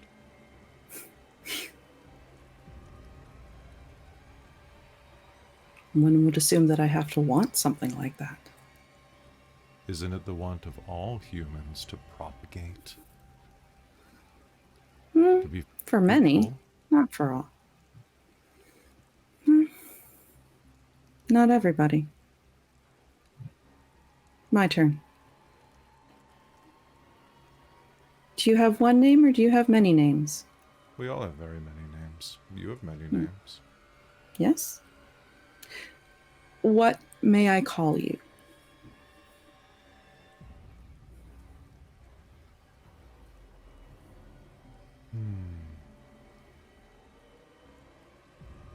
Valak. And how do I spell that? If I may be so crass. However you would like to spell it. Okay. The sons of Adam have spelled it a number of ways for many, many eons. Valak, Ualak, Valak, Valu, Valik, Volak. It's interesting how it changes throughout time and across different And yet languages. I don't change. No, you don't. Why is that? Is it a singular purpose, a singular drive?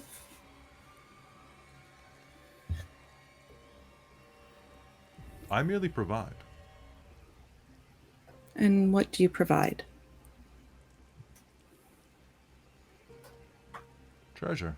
Do you want treasure, Agent? No. Did you offer Bryce treasure? Yes. May I ask what you offered him? What type of treasure? I reveal where the serpents may be seen. He had Where the vipers in serpents may his be seen. den.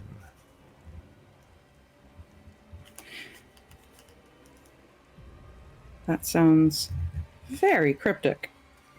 Even for you. Conrad Davidson.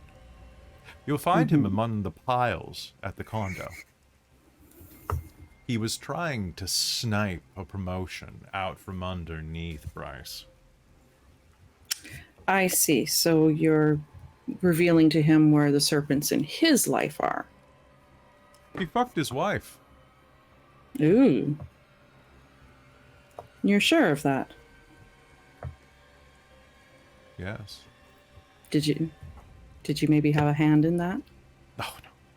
I don't need to have a hand in that. No. Humans, like I said, they fornicate. Forgive a girl for asking. It's a human thing. We generally ask those things. Mm-hmm. Are you here to put me away, Agent? No.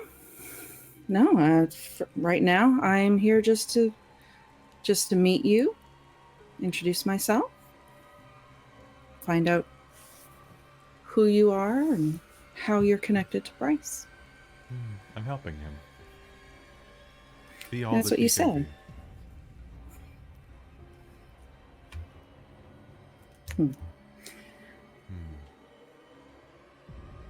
Do you have other plans for Bryce? Or I don't imagine he's going to be much use to you after today. Do you What makes plan on say remaining that? with him? Well, I guess it does depend. But I don't see him... Well, let's be honest, I don't see him getting out anytime soon. Funny. All this talk about fornication, and I can smell someone coming who's going to get me off. That's interesting. Meanwhile, on the other side of the building, the door opens, and Lillian, can you please do me a favor and make me a... Ooh, this is going to be a... wits and streetwise roll. I think would be good. You could also use investigation if you wanted to, or anything for professional noticing. Subterfuge could also work. Yeah. Yeah. The subterfuge works for me. So it's did you say intelligence or wits? We can do wits. We'll do wits. Wits, okay. I love that in Chronicles, subterfuge can be used defensively and offensively. Because it takes a liar to know a liar. Yep. So, Alex, you're watching this the entire time from the inside. One success. You're going to notice that the police building has quite a few vans outside of it that are setting up for a broadcast. A serial killer is big news and someone leaked it.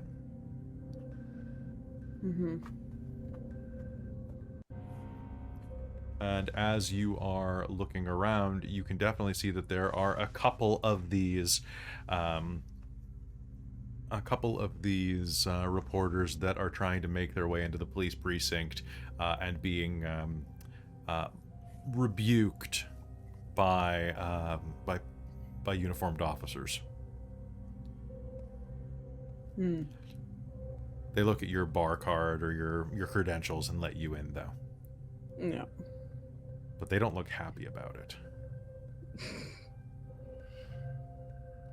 All you hear as she's walking down is you hear those click clacks of her heels, because she is she's representing a good firm, so she pulled out her only pair of Louboutins that she owns, and she's wearing a black dress, and she is looking the part of a badass lawyer, and she's just trying to exude that kind of presence that she used to have in the courtroom. And she may have lost it for a bit, but she's trying to get that back. As you are in the main area of the police precinct pushing through, you're going to... I want you to do me a favor and make me one more roll. A resolve and a wits and composure roll. Okay.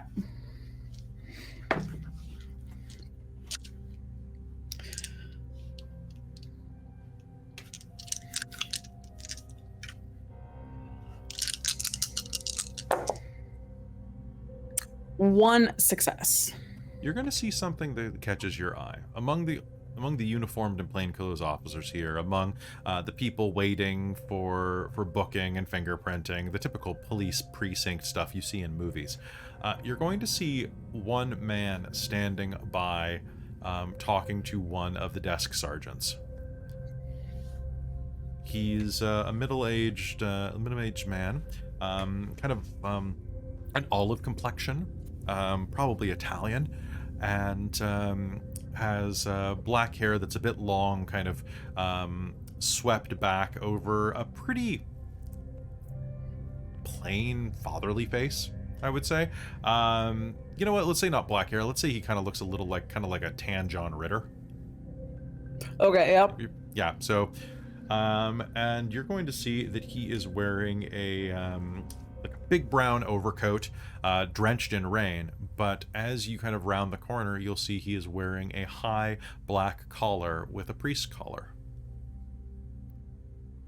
So, Sergeant, if I could just, if I heard, when I heard what happened, matters of the spiritual are. He turns and looks at you as you look at him.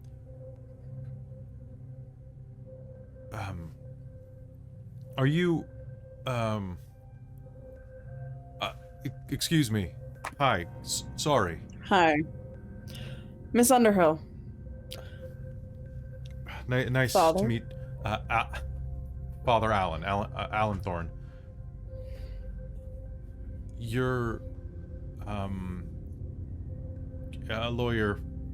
Are you here for Mr. Hicks? I am. Mr. Hicks.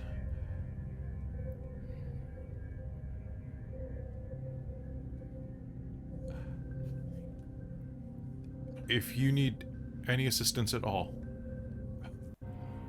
please. He hands you a business card. Pretty simple, just a little handout card of a local Catholic church. If you need anything at all, just please don't let keep him in isolation. Evil Yes, is a way Father. of spreading. Doesn't it? I'm quite familiar with I evil. suppose in your profession, I suppose you would be. Yeah, either I deal with it or I am it, so we're good friends.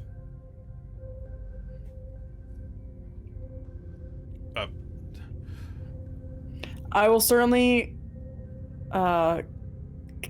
if I need any fatherly or spiritual advice, Father, I'm sure I will hit you up. Thank you. I'm going to get some initial statements and talk with my client, and I will be in touch with you. Thank you. That sounds great. And he turns to the sergeant, and if the officers in question need any spiritual counseling, I am available for that. I know that it's whatever they went through was probably traumatic. I'll pass it along to them. How many officers were on the scene? The desk sergeant looks at you with a kind of a baleful look. I think you can go back and check yourself, ma'am. All right. I'm looking for interrogation room B. Shields, take her back. An officer stands, brushes herself off, and it's back through here. Come on. Thank you. And she walks you back to interrogation B, and as he says the get off line, there's a knock at the door.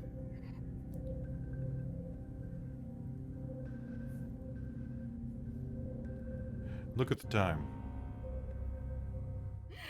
She'll open the door and just, look at Lillian.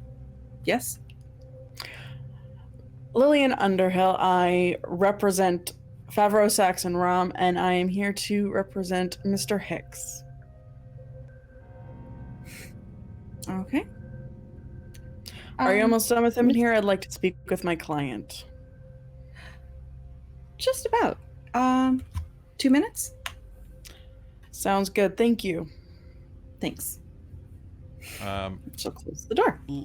Lillian, as Yeah? the door is closing, I'm pretty sure that even during a police interrogation, legal counsel is allowed to be present. Yeah.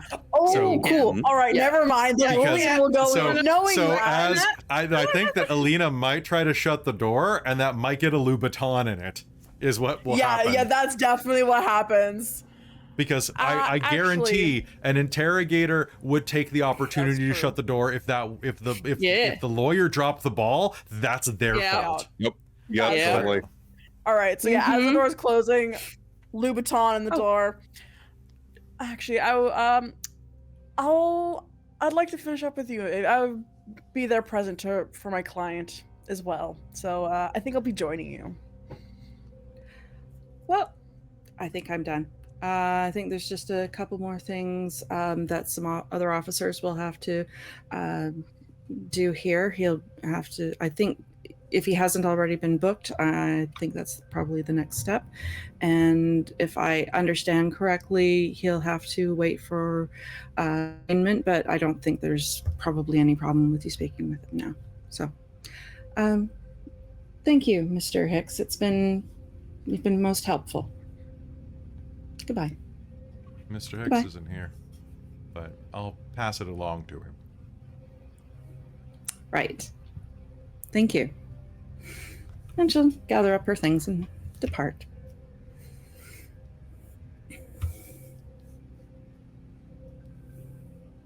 As you stand at the door, Lillian, he will turn toward the two-way mirror and just stare at Alex. At least it feels like he does, Alex. Very And that's where Lillian's. uncomfortable. That's where Elina's going. It's right into the observation room. They'll still be watching, Miss Underhill. Of course. I wouldn't expect anything different. Mr. Hicks? Would you like to speak with Mr. Hicks? Who am I speaking with right now? A superior to traitorous flesh like yours. How dare you deny the blood of the true Prince of the Heavens?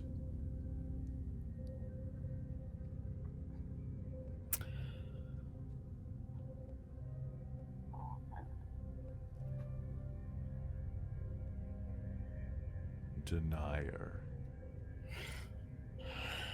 I don't think I quite understand what you're trying to say. You only exist because of the fallen blood of Lucifer. And yet you deny it from your veins. Our King of Kings deserves better than your abortive bathwater that you call blood. So sullied by human influence.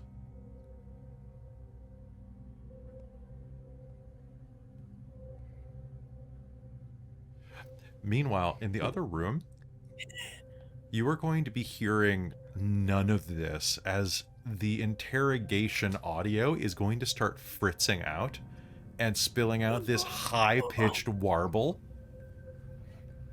Hmm. The vertical hold on the video is going to start skipping. But I'll let you defend me.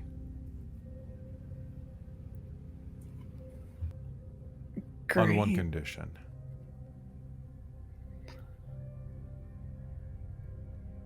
And that is? I want an interview with the Vancouver Sun.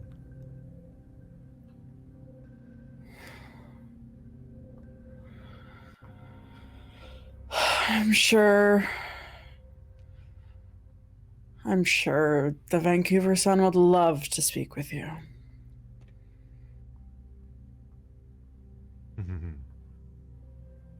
And as for the crazy talk about blood and kings of kings,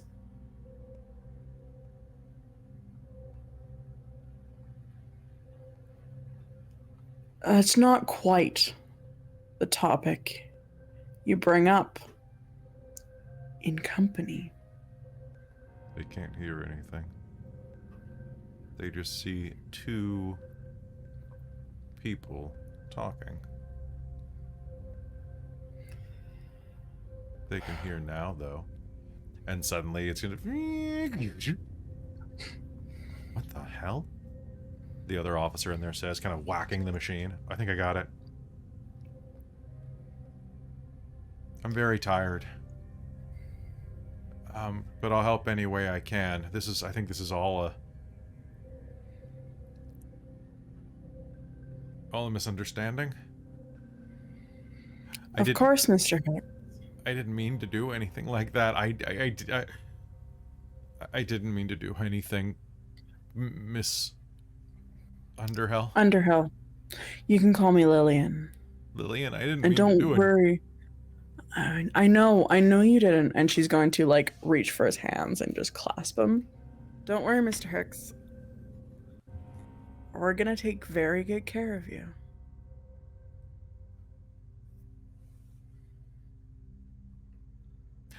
I'm going to do my very best. And I'm known as the bitch of the courtroom because I always get my due. I'm a fighter, like my pit bull.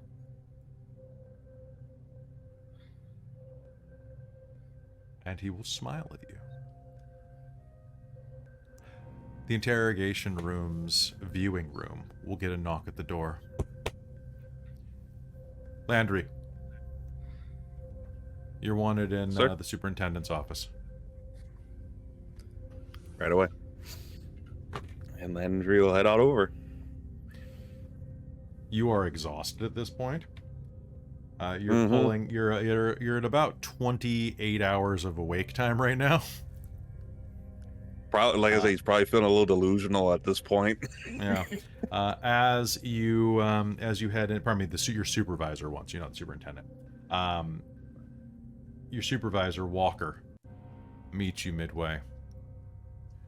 Hey. Yes, sir.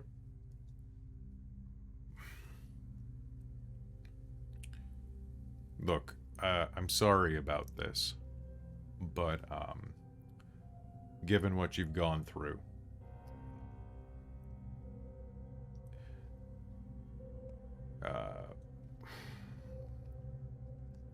Michelle's filed for a temporary leave of absence. Wait, she did? Yeah. Yeah. For psych. She'll still be participating in witness statements, things like that, but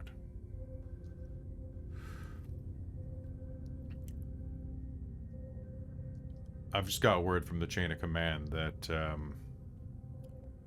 means this is mostly on you, though.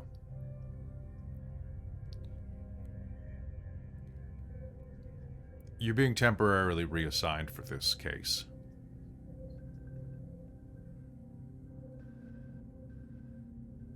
Oh. You're going to be down in the basement.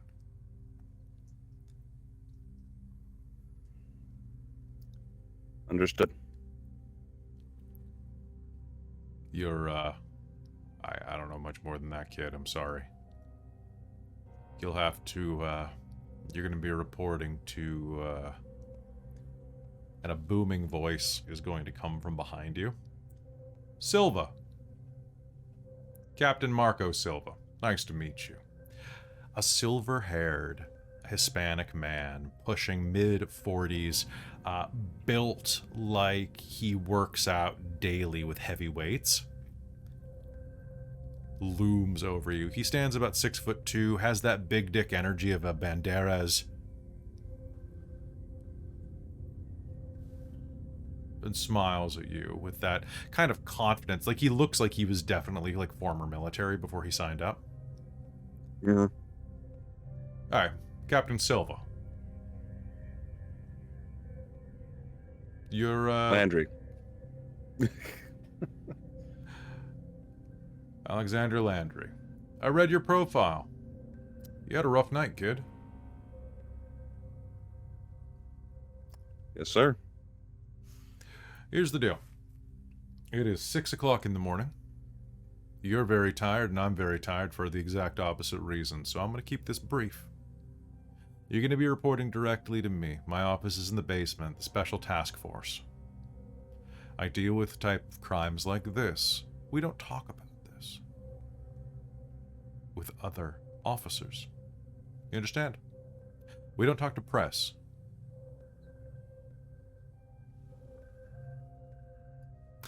Understood. You're going to be working with,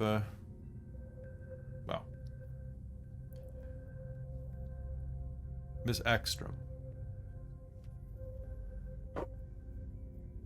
Oh. And as he is standing there kind of near the interrogation rooms, the door is going to open, and Lillian will step out into the hallway. Speak of the devil. Miss Underhill. I'm Captain Marco Silva, Special Task Force Division. I've been in contact with Favreau, Saxon Ram. I understand Yes. that you are defense for the suspect. Correct. Given the I am unusual representing nature... I'm sorry? I said yes, I am representing Mr. Hicks. Can I have a word with you? Of course. There's a conference room just down the hall. Officer Landry, can you go get our agent?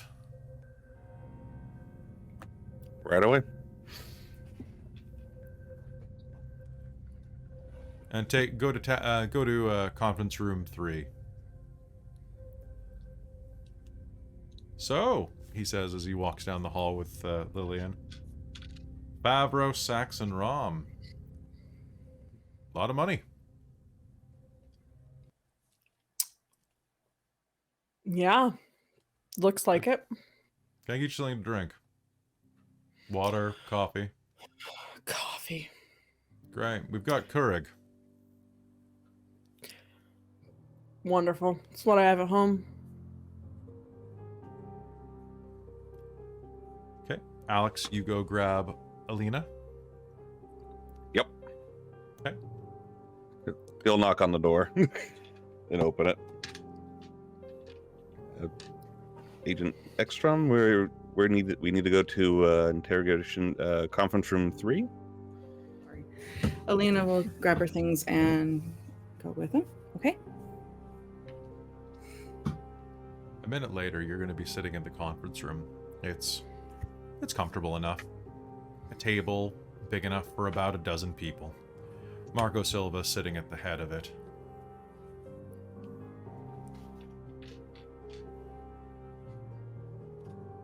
How are you enjoying Vancouver so far? Busy morning?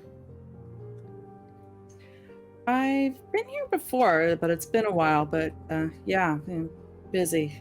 Quick flight. Came right here.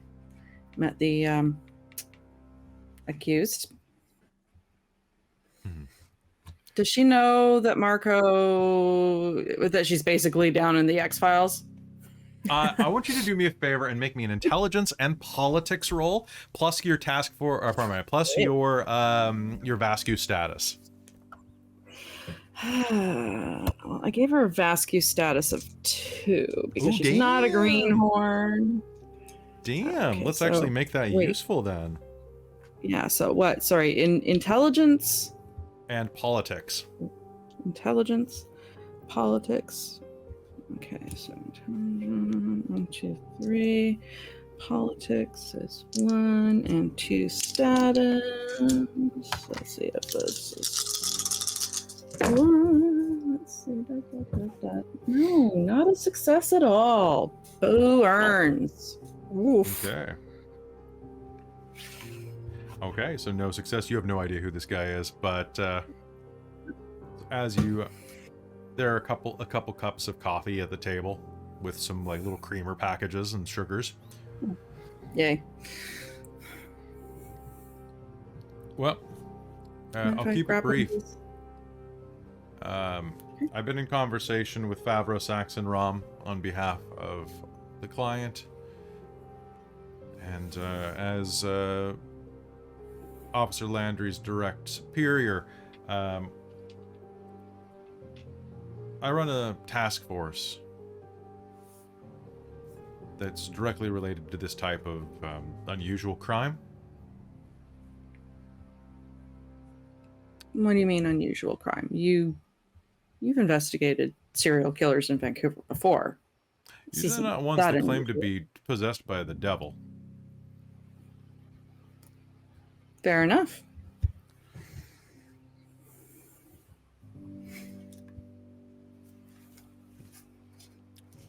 Because of that, I'm assigning Officer Landry to be your liaison.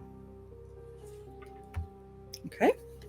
Officer Landry will take you everywhere you need to do your casework. In the meanwhile, though this is unorthodox for the defense of the client, Vancouver PD is going to allow Lillian Underhill to accompany as a special consultant, so long as we can understand that there are certain potential conflicts that could arise. Then again, all of the information would end up in the... Would you say accompany, as in accompany the task force? All of the information would end up in the defense's hands anyway. And she has special talents to see how this case will develop according to her firm. Okay. I don't believe I caught your name while you were shutting the door in my face.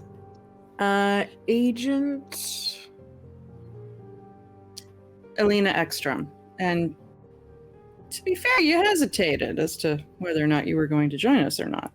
To be fair, I was pulled out of my bathtub at 4 o'clock in the morning on this case, so forgive me, I was a little bit behind on the draw. That's fair. Okay. Sounds like this is unusual for most of us. Good. Well, now that you're acquainted, time to, I guess, go catch the devil.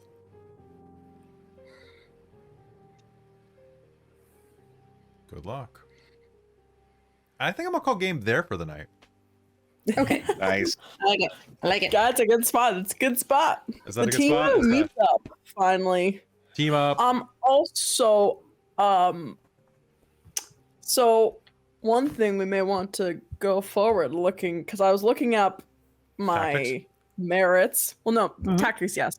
I was looking at my merits, because the gut one was really interesting. And I looked at the condition of obsessed.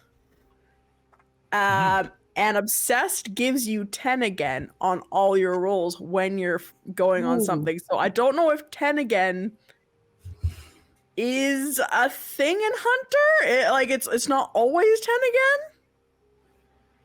That's weird. Because So I was wondering Huh. if that could potentially be 9 again for obsession when I'm working on a case. I think it. Yeah, that should be 9 again. Yeah. Okay, That's Cool. got to be a typo. Yeah. that's gotta be a typo. Okay, Because cool. like 10 again Yeah. is in core Chronicles of Darkness. Yeah. Okay. 10 again is Cool. a given. I was just wondering because I was looking and I saw That's the obsession thing, and I weird. was like, oh, that's weird. So on page 298 of the book, I just saw it. it's- Hold on. I'm gonna yeah. look up 10 because Gates it's of like Hell. I just saw that. I just saw that. So I didn't go searching for what the actual rule said for 10 again. I just saw that and I was like, huh, that's weird because Kelly is saying everything's 10 again. So shouldn't that be Right? 9 again? No, so, that's like, is that 9. a That should be homebrew? 9 again because you're obsessed, Okay. right? Yeah, exactly. No, like 10 again's one of the base things for Chronicles. So Okay, cool. That's fine. I just want to be like, should it be 10 again? Should it be 9 again? Is it 10 again? that's like, got to be a typo. Someone correct me in the comments if I'm wrong, but like, yeah. So I was just wanting to check on that because I was reading because yeah, I am I'm now obsessed with getting this case figured out. oh no. So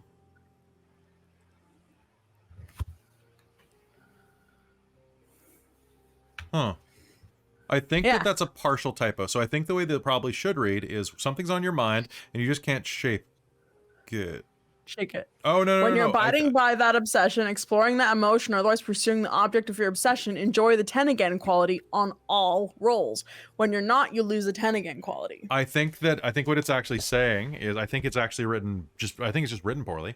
I think it's saying that from this point on, while you have this condition, you only have 10 again on the thing related to your obsession. Everything else you lose it on. So you're so focused, that's the only thing you get 10 again on. Because obsession is not necessarily a positive thing. No, I know. I realize that, but it says on all rolls. Like you enjoy on all rolls when I'm pursuing my obsession. Yeah. What page is this on? 298. 298. So while you're focusing on your obsession, you have 10 again. Yeah. When you're not, Yeah. you don't. So it's while Okay. obsession is active. Okay. Because Yeah, like that is written really badly. That's written really badly. It sounds like it. Because Yeah. it's So not I saying think- you're losing the 10 again quality when you're obsessed on your non-obsession, which I is feel kind of like how it should be say, saying. like in theory, it should say you enjoyed 9 again on rolls when you're obsessed, and you lose 10 again Lose when 10 you're again. not. Yeah, So that it's like even worse. Like that feels like it's worse. But I'll look more into Yeah. that before next game. In the meanwhile, Yeah, sweet. I'm gonna give you all 4 beats for the night Ooh. as a group. And Yeah. I'm going to give Lillian and Elina 1 for their scenes, and Alex, you'll have 2 for your scenes. From Do your on top of what you gave me, no, or including. what you already gave me. So you earned your 2, and then you'll have 4 more on top of that. So because on the sheet it Nice. says beats and then group beats. Is that different or are they all together? That is going to be. This is where it gets sketch. So give me one second. Yeah. Yeah, no worries. So group beats As- are something slightly different. So I don't group. think we played with group beats before. At least not in Chronicles. So group beats are separate things. So when you perform tactics, when you fulfill significant headway toward an aspiration related to the Vigil, when you destroy a monster. So group beats are like they're team building stuff. So you didn't Yeah. get any group beats. So as a, actually I'll just say, so I'll give everybody 4 beats for the first game, plus 1 for your initial scenes, plus the 2 that Alex got. Actually, you know what, Alex, you should, if I'm giving everybody 1 beat for their, I'll keep it even. So Alex will have 1 more beat than everybody else, which means that you'll That's all fair. have 1 experience, Yeah. Yep. and Alex will have Sweet. 1 experience, 1 beat, Woo-hoo. One experience. One. Okay. because 5 beats Cool, is cool. an experience. Yeah. Yeah. Okay. So the beats and group beats are essentially same experience pool then. Group beats is separate. You don't have any group beats. Yeah. Okay. Okay. Gotcha. Okay. We'll got worry it. about that later. We'll worry about that later. Yeah. 'Cause- Sorry if I faded a bit at the end. I'm a bit tired. That's okay. I think we all are. Oh. Well, I hope you guys enjoyed the first episode of this murder, serial killer, demon mystery thing. Yes, Yeah. I actually achieved an aspiration. Okay, so which aspiration did you achieve? I wrote down that my 2 aspirations were to identify a local serial killer and to interview a serial killer. Nice. So I got one. I interviewed a serial killer. Okay, so that's going to be +1 aspiration. So that's one more beat for Elina. Did anybody, and you'll have to replace that before next game. What'd you get, Lillian? Yeah, I put get a job as an aspiration. All right, so +1. Alex, did you get any aspirations? No, not this time. Okay. All right, so everybody has the same experience or the same beats then. So good job. Yeah, and I was gonna ask about that because I was job, like, you know what? Her aspiration is get a fucking job. Get a fucking job. Yeah. Hey. Yeah. All right. So, Reasonable. thanks for playing, guys. I hope you had a good time. This was I'm great. so I love excited It was the for this. fun. vibes. I love the vibes of each person's scene that you set up too was different. Like, oh, Was it creepy enough? It was so creepy. Oh, Yes. the first scene was really creepy. Oh, the first scene, like, Yeah. tweaked That my was just like- stomach. It was like, oh. Uh-huh. My I favorite line of loved the the night music. was my favorite line of the night was when Elina asked if he was hungry, and he said, "No, I ate before they brought Yeah, I me." already ate. And it's I like, got- Cringed, Oh. I cringed. I was like, Oh, yeah, no. oh. No, I think you saw. I think if you look back on the footage, you see Traz and I both go. Or like Yeah, we're just we like- react. We both react. It's like You're like, I was trying "Ugh, so hard not to no." react. It's just like, don't feed into I think it. I made don't that feed face. into I think it went like, Nice. Yeah, it was just one of those like Right. gross. Why? Ugh. But under Why? yeah, Because I I get it. could. I know. All right. It was So, so folks, good. I hope you enjoyed this special episode. It's being released to Patreon before everyone else, because Patreon is what helps Dork Tales exist. Dork Tales is a full-time endeavor, and even side games like this take a huge amount of work and planning. And like, for example, the graphic design that Michael, our graphics guy, threw together for this with our new layout for Yeah. smaller games. Took a Awesome, lot of work awesome. from him. Michael, you're amazing. Thank you for all of the hard work. But without the support of Patreon, stuff like this couldn't happen. So thank you so much to our patrons. I want to quickly thank everybody there, starting with our world building producer, Soul Omen, who is designing stuff for Shards of Nirn right now. That's going to be coming out tomorrow. Her stuff's going to be a few weeks down the line, but it's going to start trickling in very soon. So I'm really looking forward to that. Thanks to my mom and my stepdad, who are combined the divine producer of the channel, to my demonic producer, Precarious, who may or may not be the demon Valak, probably not. To Tammy, the Forever Cleric, the Wizard of the Patreon. Thank you so much. You are as magic as the spells that you get for your Patreon tier. And finally, our High Council of the Patreon, which I'm going to name in reverse this time. Sorcerer Sanguine, Larouk, Chef Aladeth, Sergio, Drew Thompson, Karasha Urquhart, Raven with Baubles, Cubby Gummy, Amberthist, Trazelta, hey buddy, Buddy, the Traveler, and Terran. So thank you so much for tuning in, everybody. If you want to get these videos months in advance, because they get them a few months before everybody else, go to patreon.com/dorktales and pledge today to be able to get advanced content like this up to like, I think we're at like 4 additional games a month on the Patreon. It's pretty dope. So definitely head over there and do that. And for those of you already on Patreon, thank you so much. You're all amazing, and you make this happen. And players, you do too. Thank you so much for playing. I hope you enjoyed. Thank you. Thank you so much yes. for running this. This was awesome and so much fun, and I can't wait for Yeah, more. and My after this props will all be episode- so excited. I'm using my degree to good use. After this episode, Oh my I God, diverged so from much plagiarizing the show Evil. yeah. I watched 3 seasons of Evil before running this game. In like a week. It gets real good. Amazing. Anyway, I think you're going to like this. It's going to be great. And it might even have some cameos from previous Hunter campaigns. Chronicles. Ooh. Anyway, love you big much. We'll see you next time. Until then, though, Bye. happy hunting. Bye, everybody. Bye.